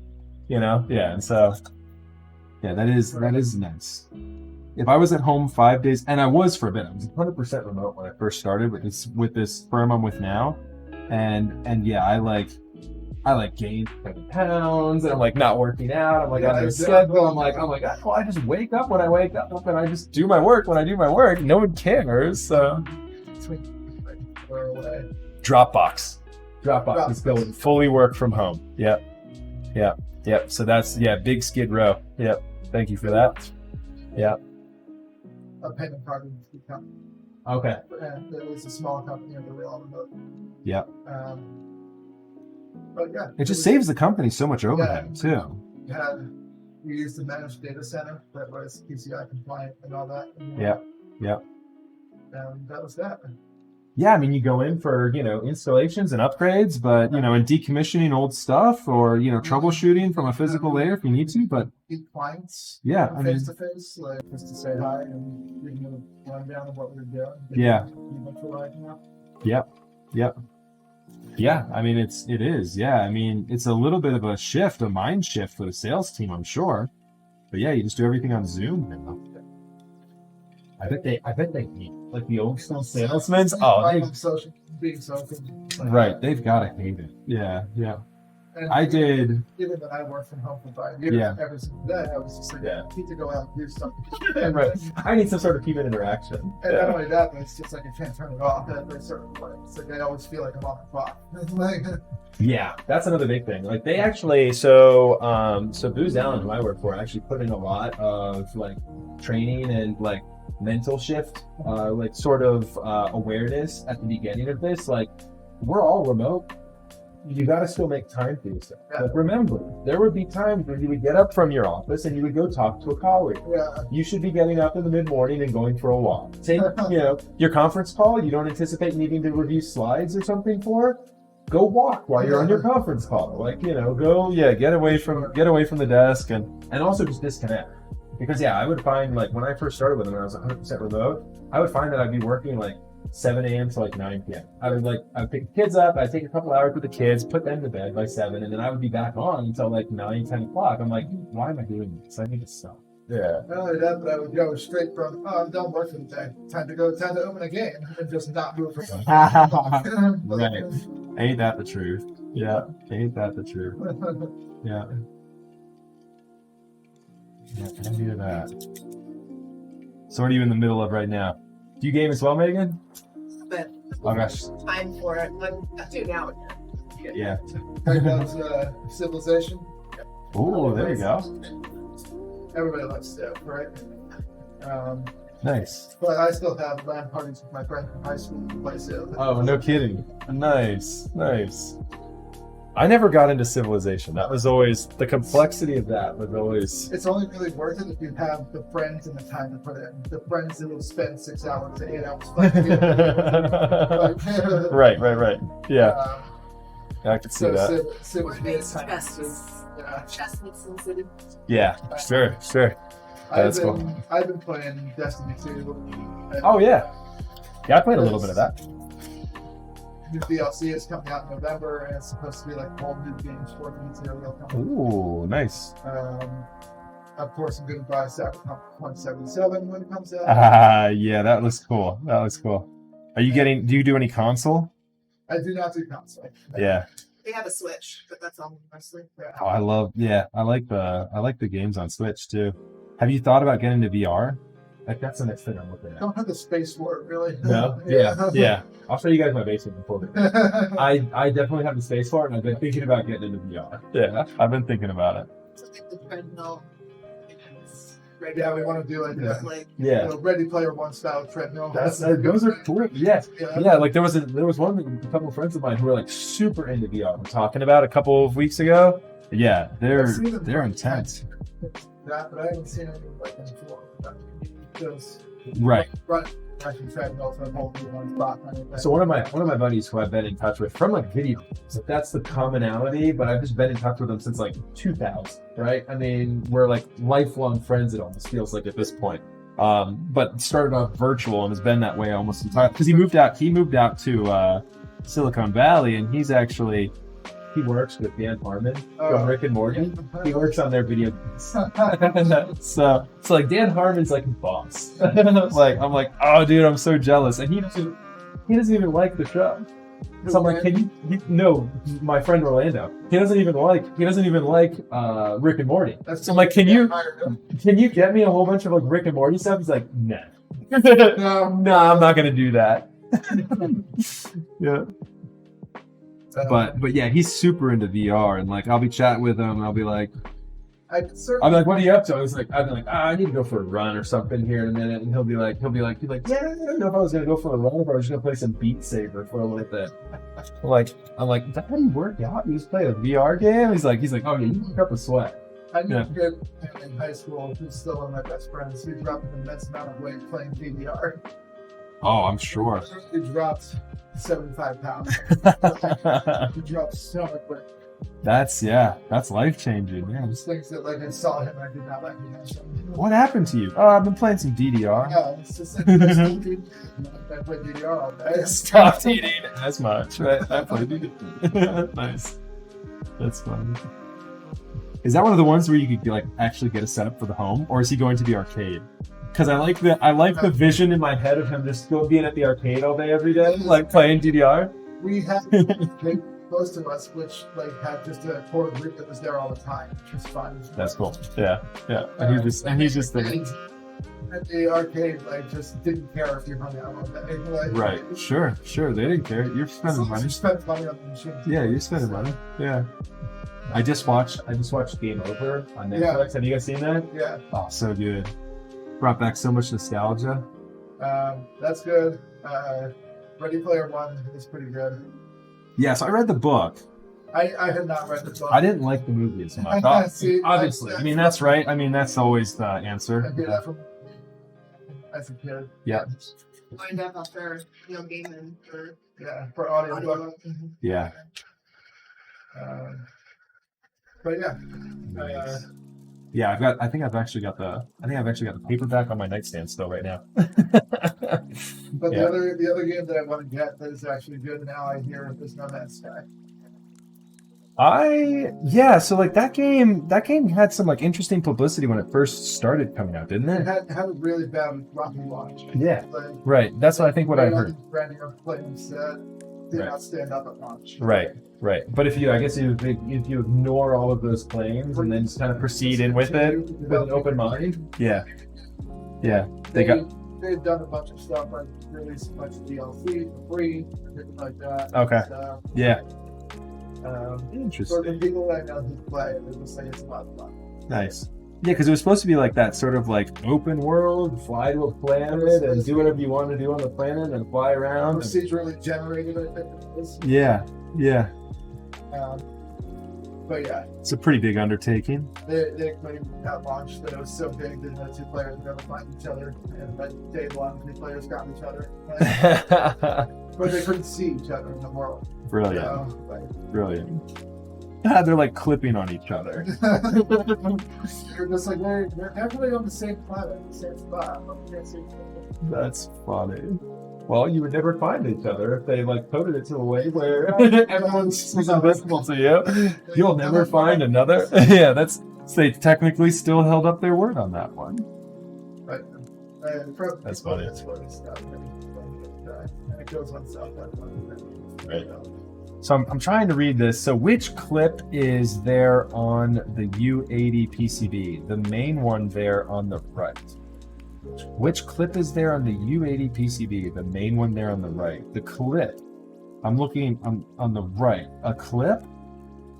You mean the chip? Oh, the chip. Which chip is here on the right? This is the main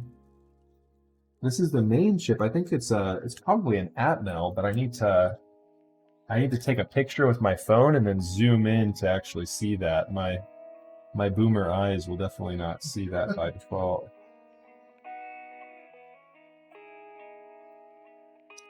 There we go. Let's see what we got here. Yeah, it's an Atmel. It's a Mega 32 U4.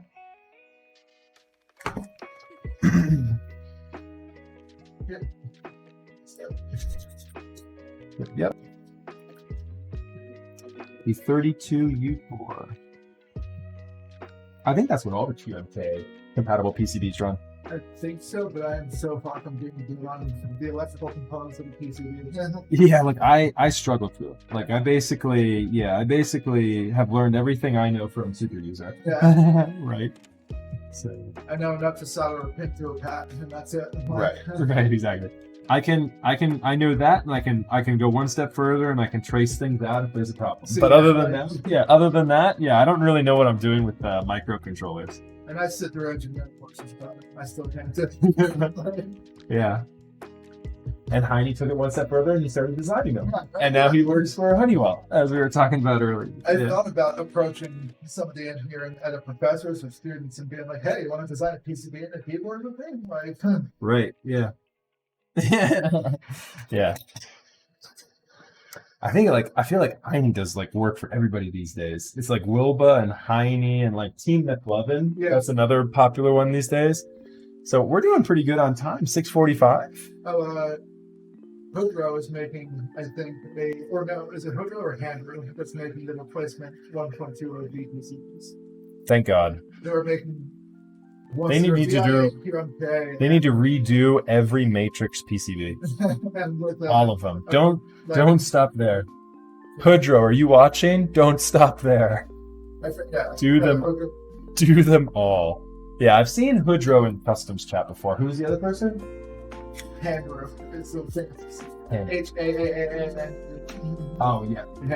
Yep. I've seen him before, too. But I'm just conflating things. All right. So I think we're good here. Let's test with that.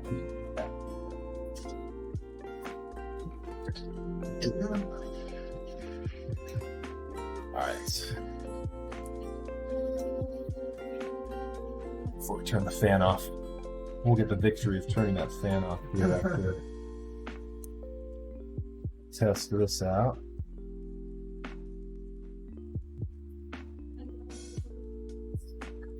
Just that piece. Say again? Just that piece. That assembled piece. Oh, yeah, this is even with the smoking housings still plenty. Yeah, I could have told you that too because I have smoking housings on the M6. Yeah. You almost I have clear and smoking. You almost can't tell me. Yeah, I know, right? Yeah, the light comes through just fine. All right, let's go back into here. Switch it. Oh yeah, it's the old school. It's the old school one. I think that's function. I think one of them is function. Yep.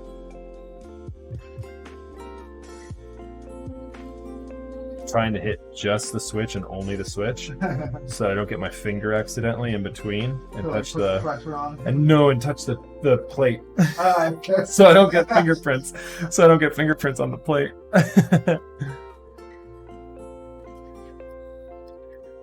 Ooh. Oh yeah. All right, cool. Looking good there. Victory of turning the fan off. Oh. I can hear myself thinking. Yeah, that's like the microwave fan. Chat doesn't even know. Chat's like, we don't hear anything. What are you talking about? All right, let's switch this back over here. Yeah, that might be one of my favorite parts about building a keyboard nowadays. Turning the fan off after I've soldered. Turning off the exhaust fan. Mm-hmm. Always take a second and just, take a sip of water and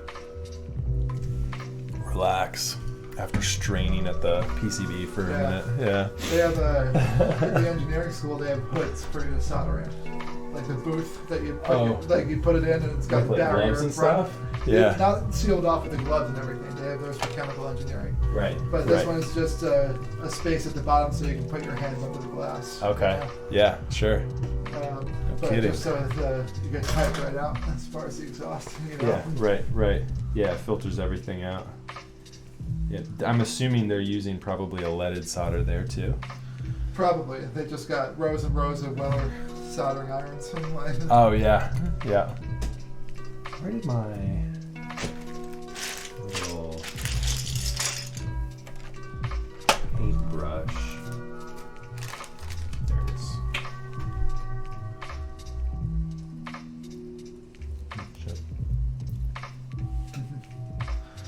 It's always fun. Keep all the bristles without bending a hair. Yeah, keep all the bristles going the same way.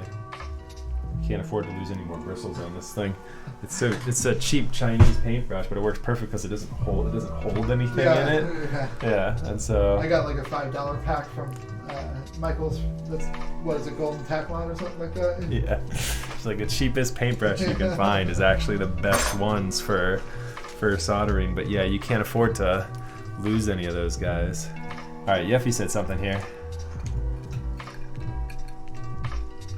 What did Yeffy say? Alrighty, boys, heading to the parents' house for dinner. Nice. All right, Yeffy. Take care. Take care, brother. See you later, Yeffy.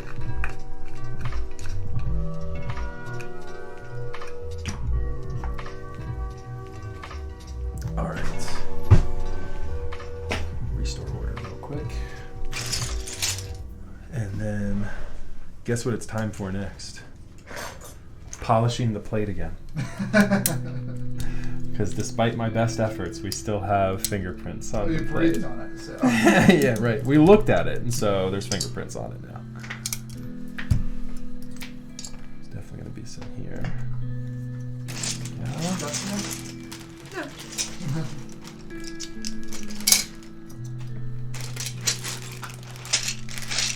Feel bad that you're sitting on the floor, Megan. No, it's my choice. Just stretch it out. Move around different. Yeah. Light, I thought. Yeah. My office, Atticus has confirmed it looks like that wall goes back a lot further than. Yeah, it's a relatively small space. Did I take the microfiber away? What did I do with that?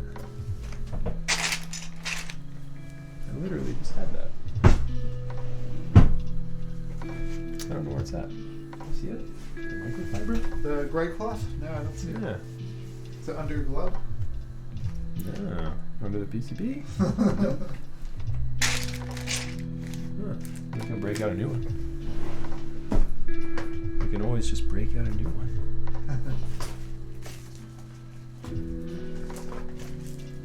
I actually had another one up here just the other day. There we go.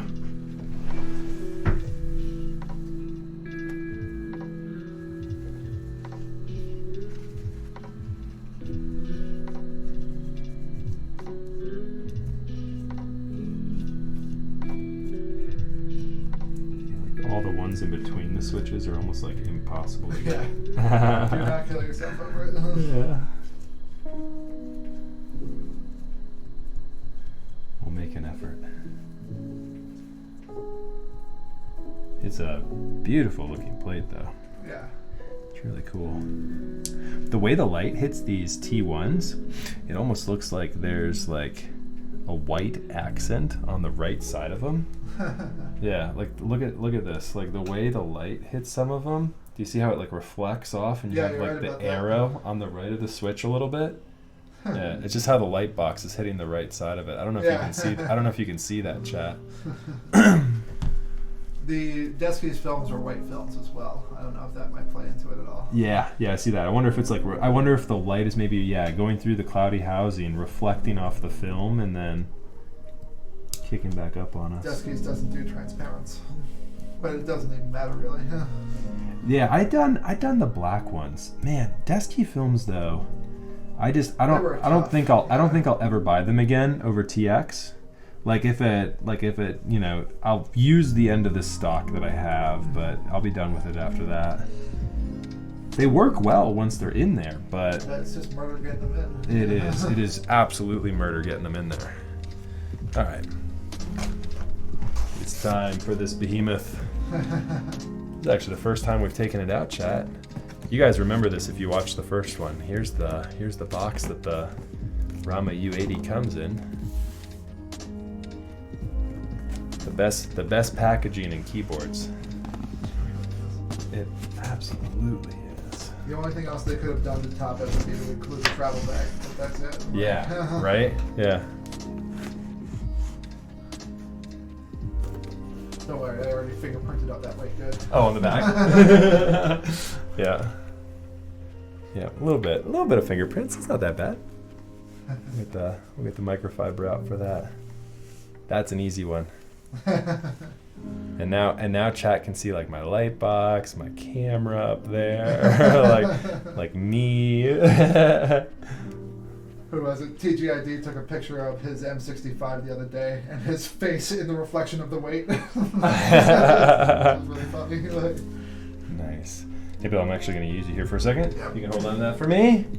I'm going to move this out of the way.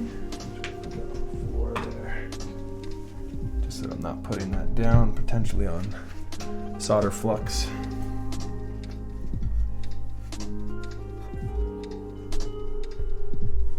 Love those feet. Those feet are probably the best thing in keyboards.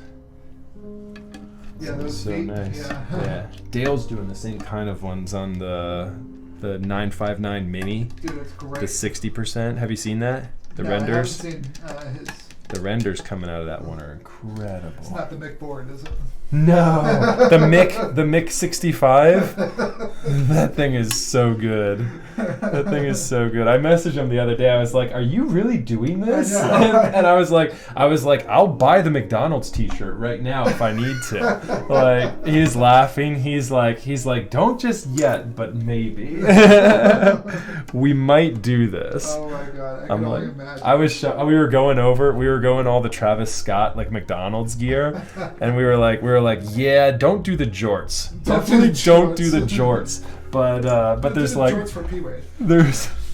there's the Happy Meal shorts. They're like pajama shorts. They're Oh like my sweatpants God. shorts with like French fries and burgers and stuff all Yeah. over them. I'm like, yeah, I'll have to Have you pick seen up some the- of those. I'll have to pick up the Mickey D's sliders. They have the sliders, Oh, yeah, and then they have like the hats and the T-shirts. Yeah. What was the body pillow? The Oh, God. McNugget body pillow. Oh God, like the chicken tender body pillow. Oh God. We've strayed too far from the light, chat. we are too far from the light. We are truly lost. Some objectophiles who are very happy about that. Right. Oh my God. All right, if I remember correctly, we mount this thing in the top first still. And Yeah. you are correct, sir. The daughter board is already installed in the case. Delightful. Yeah, so that one's in there, so we can just get away with just having the wire from the other one. Gotcha.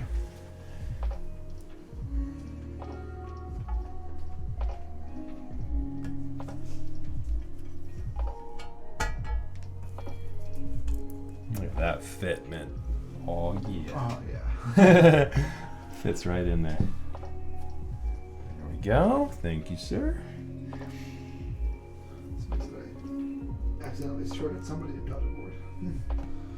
So the person I sold the hotspot PCB to. They always have like the extra though. Like, did you have That's good. did you have another extra too? You have a third one? Maybe I just had the extra. I don't know. Because they always, there's always gonna be two because you have two PCBs. They send you another daughter board and another case. If I remember correctly, this is just sandwich mount, right? Yeah, I don't think it screws in. Even Yeah, though it's the just- notches imply it. Like, Right. It's just sandwich mount. Yeah. Yep. Which is awesome. What's up, Powagin? So UPS, after a long ordeal with support, we are working through the refund process. But yeah, I think they're cutting us a check here within the next week or so. Supposedly, they cut us a check this past week, and we are just waiting for it. With their support, I will not believe anything until I see it. Still can't believe the time they called me thinking I was you. Should have just rolled with it. Shut up. Should have just taken it from him. Yes, this is From Max. Yes. Yes, hello, it's Max here. Max F here. Can't you tell from my voice? Hey, UPS enthusiast, Max F here.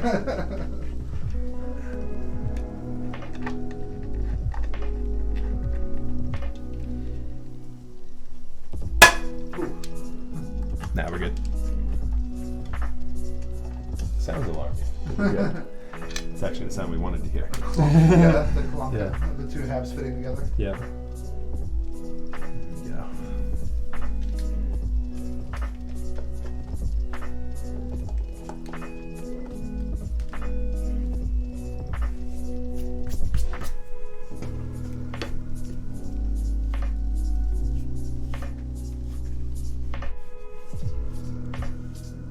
Is there a little line on this guy? I know. Did you see that before? Yep. Okay. Cool. Yep.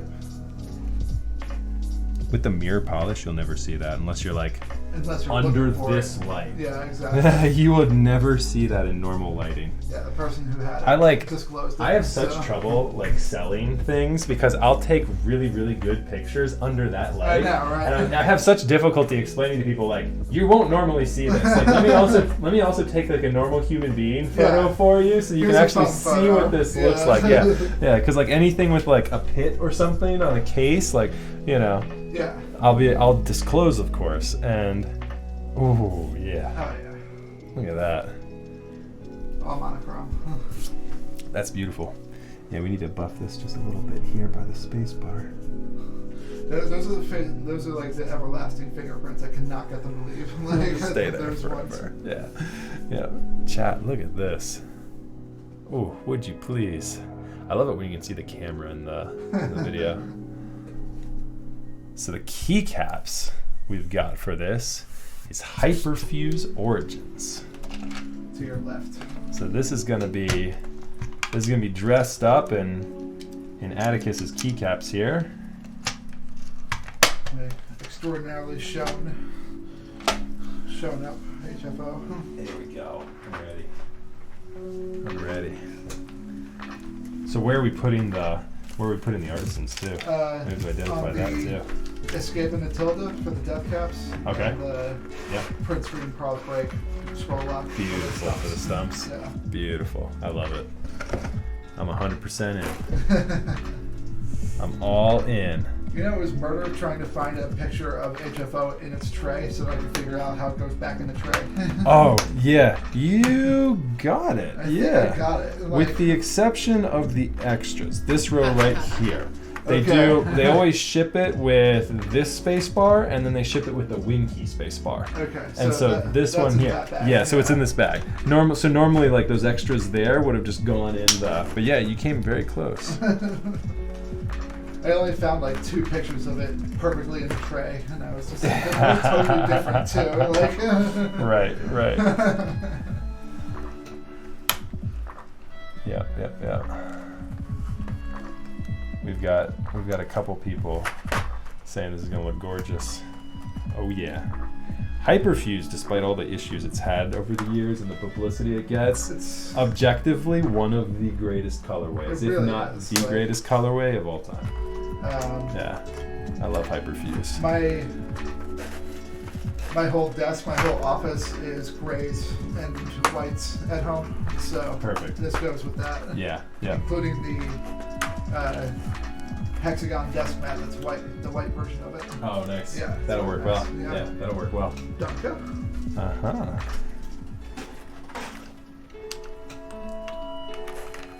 A little teaser. Megan's got a vaporwave on her for hers. Ooh. That's good. That sounds nice. That's good. So you tuned these up, right? Or did you get these tuned from someone? I did them myself. Nice. So far, so good. These are like the third like full batch of switches that I've lubed and tuned myself. So I'm starting to figure it out.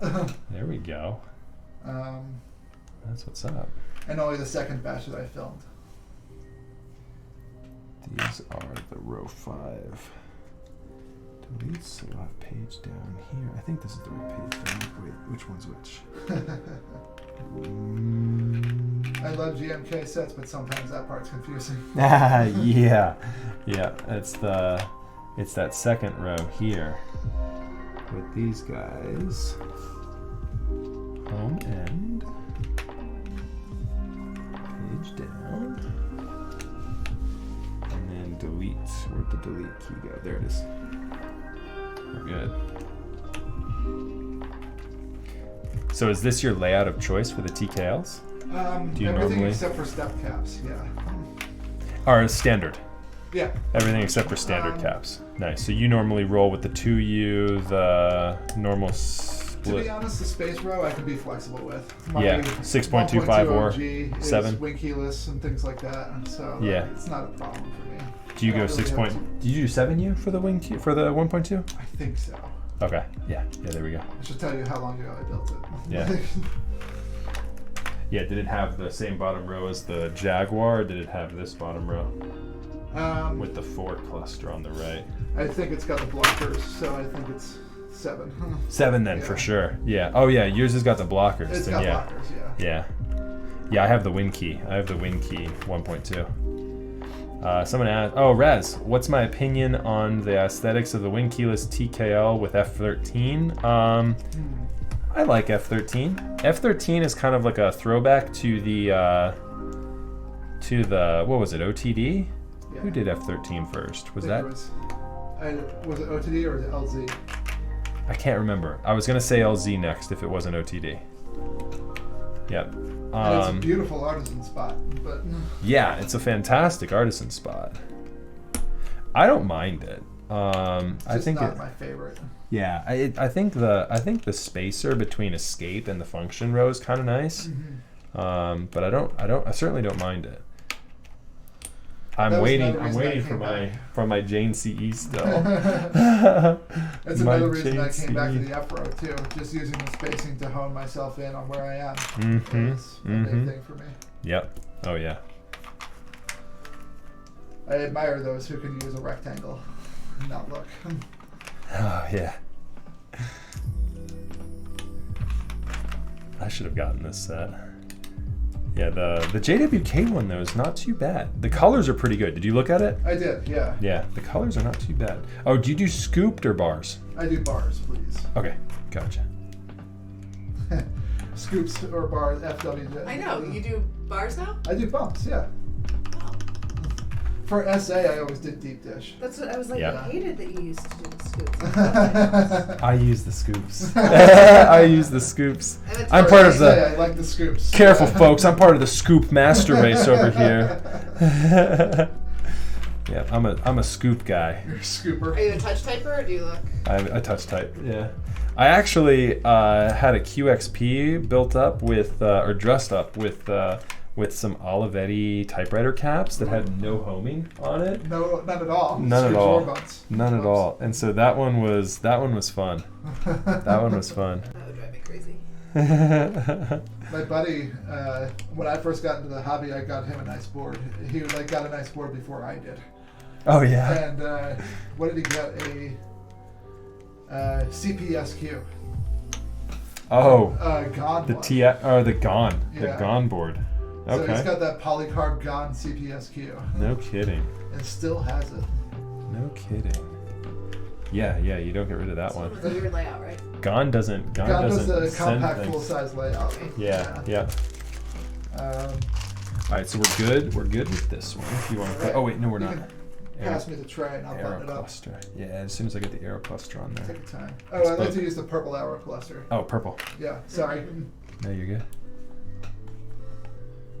Yeah, purple's the way to go for sure. Where's my cooler? It's in the expansion bag. Yep. All right, so we are good on this tray then. Cool. Danke. I thought I had it, and then I didn't think I had it, but it turns out I did have it.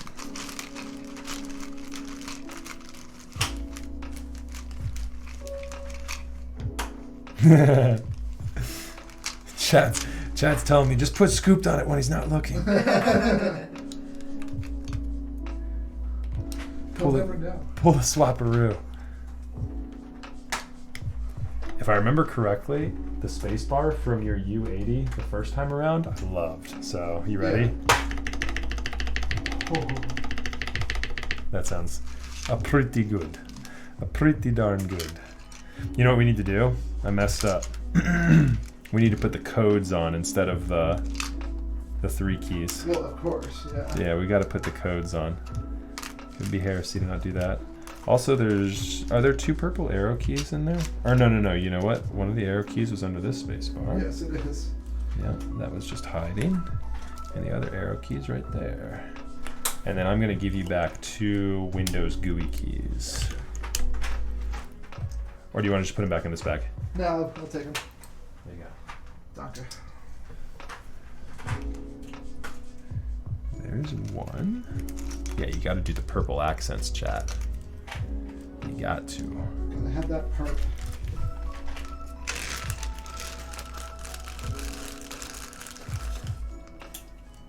All right, so the Skull Thulu on the escape, the death cap on the pipe.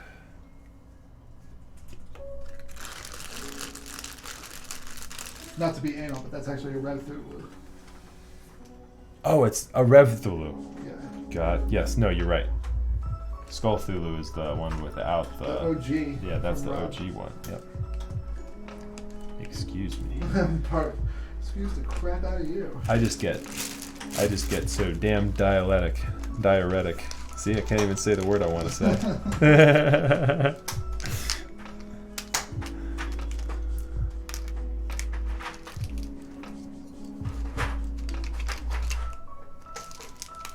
love GMK trays.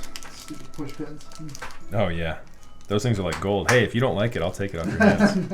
I can send you back to Pennsylvania with that in Ziploc bags, real easy if you'd like me to. Take that thing off your hands for you. Yeah, they're definitely so much better than the new ones. There's different ones now. I haven't gotten a GMK New set in a ones while. are so bad. Heine has a good review on the new GMK cases and what you're supposed to do with them. Oh really? It's literally a YouTube video of him taking the set out, dumping it all on his desk, and then throwing angrily the case into the trash can. It's the greatest review video on YouTube. How to fix your case. Right, exactly. Yeah, what to do with like the new GMK cases. Yeah, look at that. Whoa, that is sexy. That's beautiful. Yeah. Do me a favor and hand me the sleeve to your left. Sleeve to your left. Yes. Yep. I just finished building. Yeah, take a look. Since I finished building, I am going to wash my hands. I'll be right back. It's my stream now, chat. Oh, fantastic.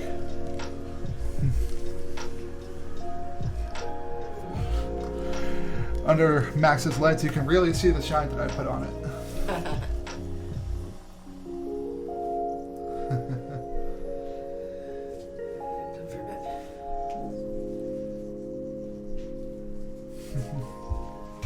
Yeah, that was really Wash good. my face all I want too, but no amount of washing will take this dirty stash off my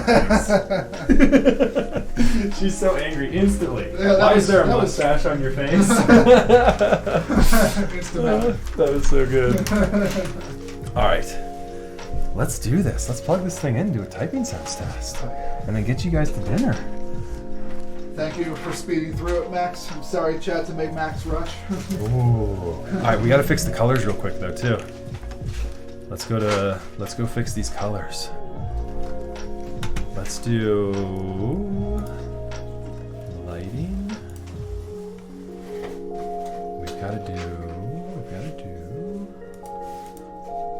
We're just gonna do solid. I like the solid color. Solid's fine, yeah. Yeah, solid color, and then look at that. Yeah, give You it think a cyan or give it or purple. Yeah. What do you think? Give it the cyan, yeah. Yeah? I think the cyan's pretty cool. Coming in on your left. There we go. Yeah, go for it. Do you like that or breathing? Well, breathing is always nice. Huh. Yep, you're good. Have you seen the raindrop one? The raindrop one is totally annoying. Yeah, the raindrop. Like, The I raindrop one first is saw the that on worst. like Corsair boards and stuff, and I was like, why? Yeah, the raindrop one is crazy. I don't see. I know there's breathing in there somewhere, but I can't find it. We're rolling with this. Yeah, we're rolling with it like this. I can't breathe. Oh boy. All right. And then when we open up monkey type, we have to do the hyperfuse colors too. Oh man, this one sounds good. There's that.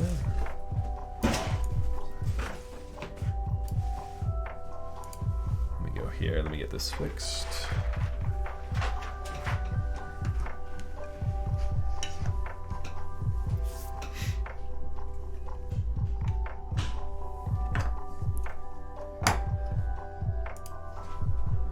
Here and hyperfuse is in here, isn't it? I think it is. What is that? I don't even know what that is. Have you ever seen this program before? No. Typing with this thing is pretty cool. And there's like color profiles for it. And so you can like choose which color you want. Here, I'll turn it on so that chat can see what we're doing here. There we go. There we go. Yeah, there's all sorts of colors in here. Hyperfuse has got to be in here. But the problem is you can't Control F and search this. No, yeah, and so text. yeah, so it's not actually text, and so I can't see which one's which. Chat, when you see Hyperfuse, let me know. The problem is there's like a tiny little bit of delay on it too. Yeah. And so we can do Hammerhead. Hammerhead would be fine, yeah. Hammerhead would kind of work. Moto would work probably. Yeah, Modern Dolce would probably be good too. Oh, Hammerhead looks so dark. Oh, and it doesn't turn it teal. Only the cursor's teal. Oh, that's weak. That's whack. It's right there, Max. Right there doesn't help me. Right there doesn't help my blind ass missing Hyperfuse. Where is it? GMK Sweden. That's funny. Mint super user. You just passed it. Oh god, did I really just go over it? I really don't see it. Yeah. See, it's so distorted. Chat always finds it before I do. Every single time. Chat always finds it before I do. What's the big color? Do you not see it? It's literally there. Tell me which row. This is row 1, 2, 3, 4. Can you Control F? I don't think you can. Yeah, see? Yeah. Unless it's... Yeah, it's not case sensitive. Now someone says it's not there. It's not there. That's cold-blooded. Moto. That's cold-blooded. Yeah, Moto will be easier to see. Alright, and then I'll do... There we go. Alright, chat. And we'll turn music off. Let's go here. Chat, have you even actually had music for the last little bit? I don't even know if they've had music. Oh no, they have. I just didn't rename this, but they did. Okay. Alright, let's do some typing sounds now.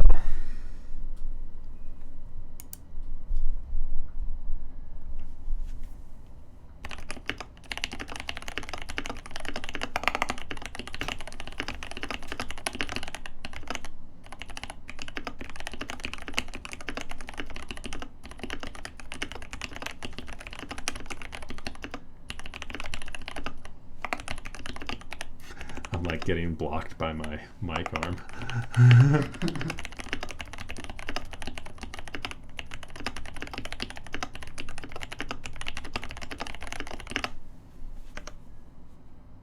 I need to turn off time. Let's go this route here.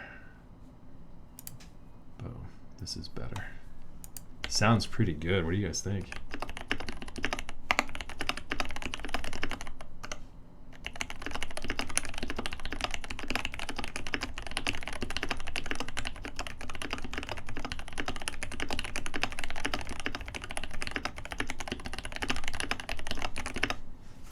Boom. You want to try, Bill? I'm good. I can't type fast. So Okay. I do not type well or Okay. stream worthy at all. Okay. Sure. What about you? Megan, do you want to try it? No, Are you the fast typer? She I is, am. but I did type on when you were out of the room. It feels great. Those mods sound really good. They do. Those C3 stabs. I'm a fan. Yeah, pretty good. The C3 stabilizers have been like my go-to.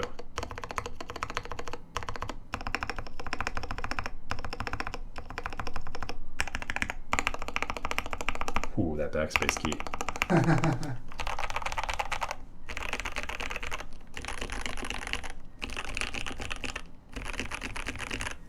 Nice. Yeah, it sounds beautiful. That's what I'm talking about. Very cool. Heck yeah. All right. Well, there we have it. How did we do? 2.5 hours? We made it work. Yeah. We made it work. Thank you. I appreciate That's what I'm talking about. Thank you for motoring through that for us. Yeah, it's awesome. I'm glad it turned out nicely. Here, you know what? Let's do the YouTube screenshot real quick. You can give me bunny ears behind me, Bill. Nice. Look at that.